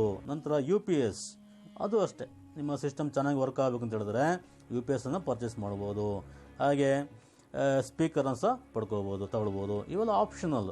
ಓಕೆ, ಇಲ್ಲಿಂದ 9, 10, 11, 12, 13 ಎಲ್ಲ ಆಪ್ಷನಲ್ ಅದು. ಓಕೆ, ಹಾಗೆ ಮುಖ್ಯವಾಗಿ ಬೇಕಾದಂಥದ್ದು ನಿಮಗೆ 1 to 9 ತನಕ ತುಂಬ ಇಂಪಾರ್ಟೆಂಟ್, 1 to 8 ತನಕ ತುಂಬ ಇಂಪಾರ್ಟೆಂಟ್ ಡಿವೈಸ್ಗಳು ನಿಮ್ಮ ಸಿಸ್ಟಮಿಗೆ ಬೇಕಾಗುತ್ತೆ. ಓಕೆ, ಹಾಗಾದರೆ ನಮ್ಮ ಮಾರುಕಟ್ಟೆಯಲ್ಲಿ, ಓಕೆ, ಇನ್ ದ ಮಾರ್ಕೆಟಲ್ಲಿ ಬೇರೆ ಬೇರೆ ರೀತಿಯ ಪ್ರಾಸೆಸರ್ ಸಿಗುತ್ತೆ, ಬೇರೆ ಬೇರೆ ಮದರ್ ಬೋರ್ಡ್ ಸಿಗುತ್ತೆ, ಬೇರೆ ಬೇರೆ ಒಂದು ಕಾನ್ಫಿಗರ್ದು ರ್ಯಾಮ್ ಸಿಗುತ್ತೆ. ಹಾಗೆ ಯಾವುದನ್ನು ತೊಗೊಂಡ್ರೆ ಒಳ್ಳೆಯದು? Okay, depends on the budget. Okay, ನಿಮ್ಮ ಹಣಕಾಸಿನ ನಿಮ್ಮ ಮಟ್ಟದ ಮೇಲೆ ಡಿಪೆಂಡ್ ಆಗಿರುತ್ತೆ.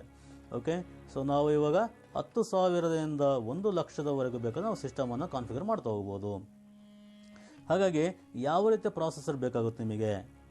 Okay, for example i7. Okay, ನೀವು ಒಂದನ್ನು ಬರ್ಕೊಳ್ಬೇಕು.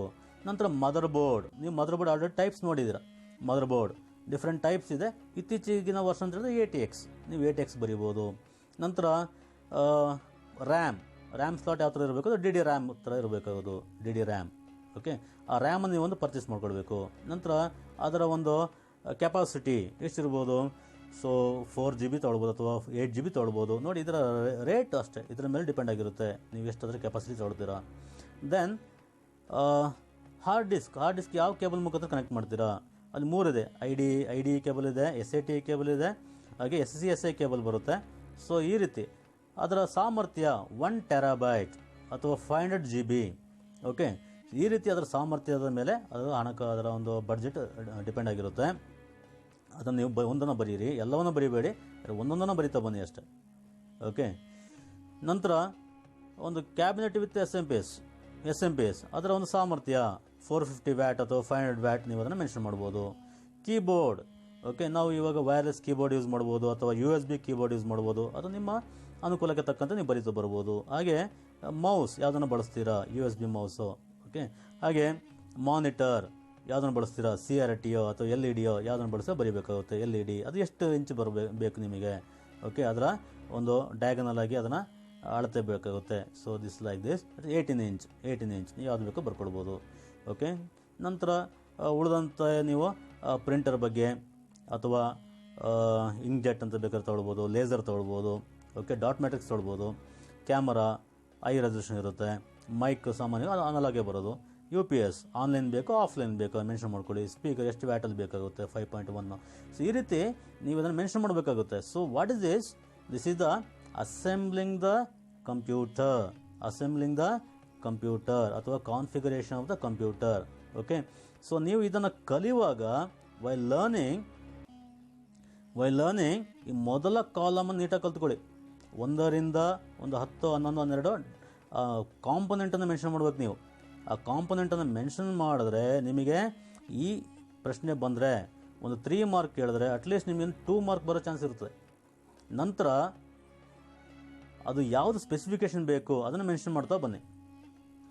ಓಕೆ, ಈ ರೀತಿ ನೀವು ಅತ್ಯಂತ ಹಿಂದುಳಿದ ಅಂದರೆ ಓದಿನಲ್ಲಿ ಹಿಂದುಳಿದಂಥ ವಿದ್ಯಾರ್ಥಿ ಸಹ ಇದನ್ನು ನೀಟಾಗಿ ಕಲಿತು ತನ್ನ ಪರೀಕ್ಷೆಯಲ್ಲಿ ಒಳ್ಳೆಯ ಅಂಕವನ್ನು ಸ್ಕೋರ್ ಮಾಡ್ಬೋದು.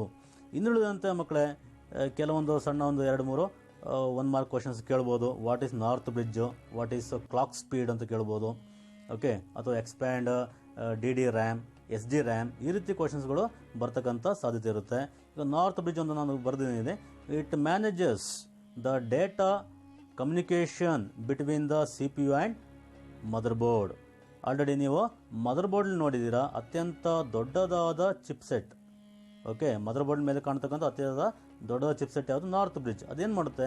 It manages the data communication between the CPU and mother board. Okay, CPU ಮತ್ತು ಮದರ್ ಬೋರ್ಡ್ ನಡುವೆ ಇರತಕ್ಕಂಥ ಒಂದು ಡಾಟಾವನ್ನು ಕಮ್ಯುನಿಕೇಟ್ ಮಾಡುತ್ತೆ. ಹಾಗೆ ಇಟ್ ಕಂಟ್ರೋಲ್ಸ್ ಏನು ಮಾಡುತ್ತೆ? ಮುಖ್ಯ function, it controls high speed components like ನೋಡಿ, ವೆರಿ ಇಂಪಾರ್ಟೆಂಟ್ ಪಾಯಿಂಟ್ ಇದು. ಹೈ ಸ್ಪೀಡ್ ಅಂತ ಬರೀಬೇಕು. High speed components like CPU, RAM, video card ಅಂತ ಬರೀಬೇಕಾಗುತ್ತೆ. ಓಕೆ, ಹಾಗೆ ಸೌತ್ ಬ್ರಿಡ್ಜ್ ಅಂತ ಬಂದಾಗ ಅದು ಲೋ ಸ್ಪೀಡ್ ಆಗುತ್ತೆ, ಅಥವಾ very less speed components like sound card ಅಂತೆಲ್ಲ ಬರೀಬೋದು. ಸೊ ಈ ರೀತಿ ನೀವು ನಾರ್ತ್ ಬ್ರಿಡ್ಜ್ ಮತ್ತು ಸೌತ್ ಬ್ರಿಡ್ಜನ್ನು ನೋಡ್ಕೊಳ್ಬೇಕಾಗುತ್ತೆ ನಿಮ್ಮ ಟೆಕ್ಸ್ಟ್ ಬುಕ್ಕಲ್ಲಿ. Okay, so this is the notes about the chapter typical configuration of computer system. So hope you understood the whole chapter ಅಥವಾ whole notes. ಇಡೀ ನೋಟ್ಸ್ನ ಯಾವ ರೀತಿ ಬರಿಬೋದು, ನಿಮಗೆ ಇರ್ತಕ್ಕಂಥ ಈ 4 ಅಂಕವನ್ನು, ನಿಮ್ಮ ಬ್ಲೂ ಪ್ರಿಂಟ್ ಪ್ರಕಾರ ಇರ್ತಕ್ಕಂಥ 4 ಅಂಕವನ್ನು ನೀವು ಯಾವ ರೀತಿ ಸ್ಕೋರ್ ಮಾಡಬಹುದು ಅಂತ ಹೇಳ್ತಕ್ಕಂಥ ಮಾಹಿತಿಯನ್ನು ಮಕ್ಕಳೇ ನಾನು ಕೊಟ್ಟಿದ್ದೇನೆ. ಸೊ ಚೆನ್ನಾಗಿ ಓದಿ, ನಿಮಗೆ ಒಳ್ಳೆ ಮಾರ್ಕ್ ಬರಲಿ ಅಂತ ನಾನು ಸಹ ಭಗವಂತನಲ್ಲಿ ಬೇಡ್ಕೊಳ್ತೇನೆ. ನಿಮಗೆ ಈ ಒಂದು ವಿಡಿಯೋ ಇಷ್ಟವಾದರೆ ದಯವಿಟ್ಟು ಬೇರೆಯವರಿಗೆ ಶೇರ್ ಮಾಡಿ, ಲೈಕ್ ಮಾಡಿ, ಕಮೆಂಟ್ ಮಾಡಿ. Thank you for watching the video. Thank you.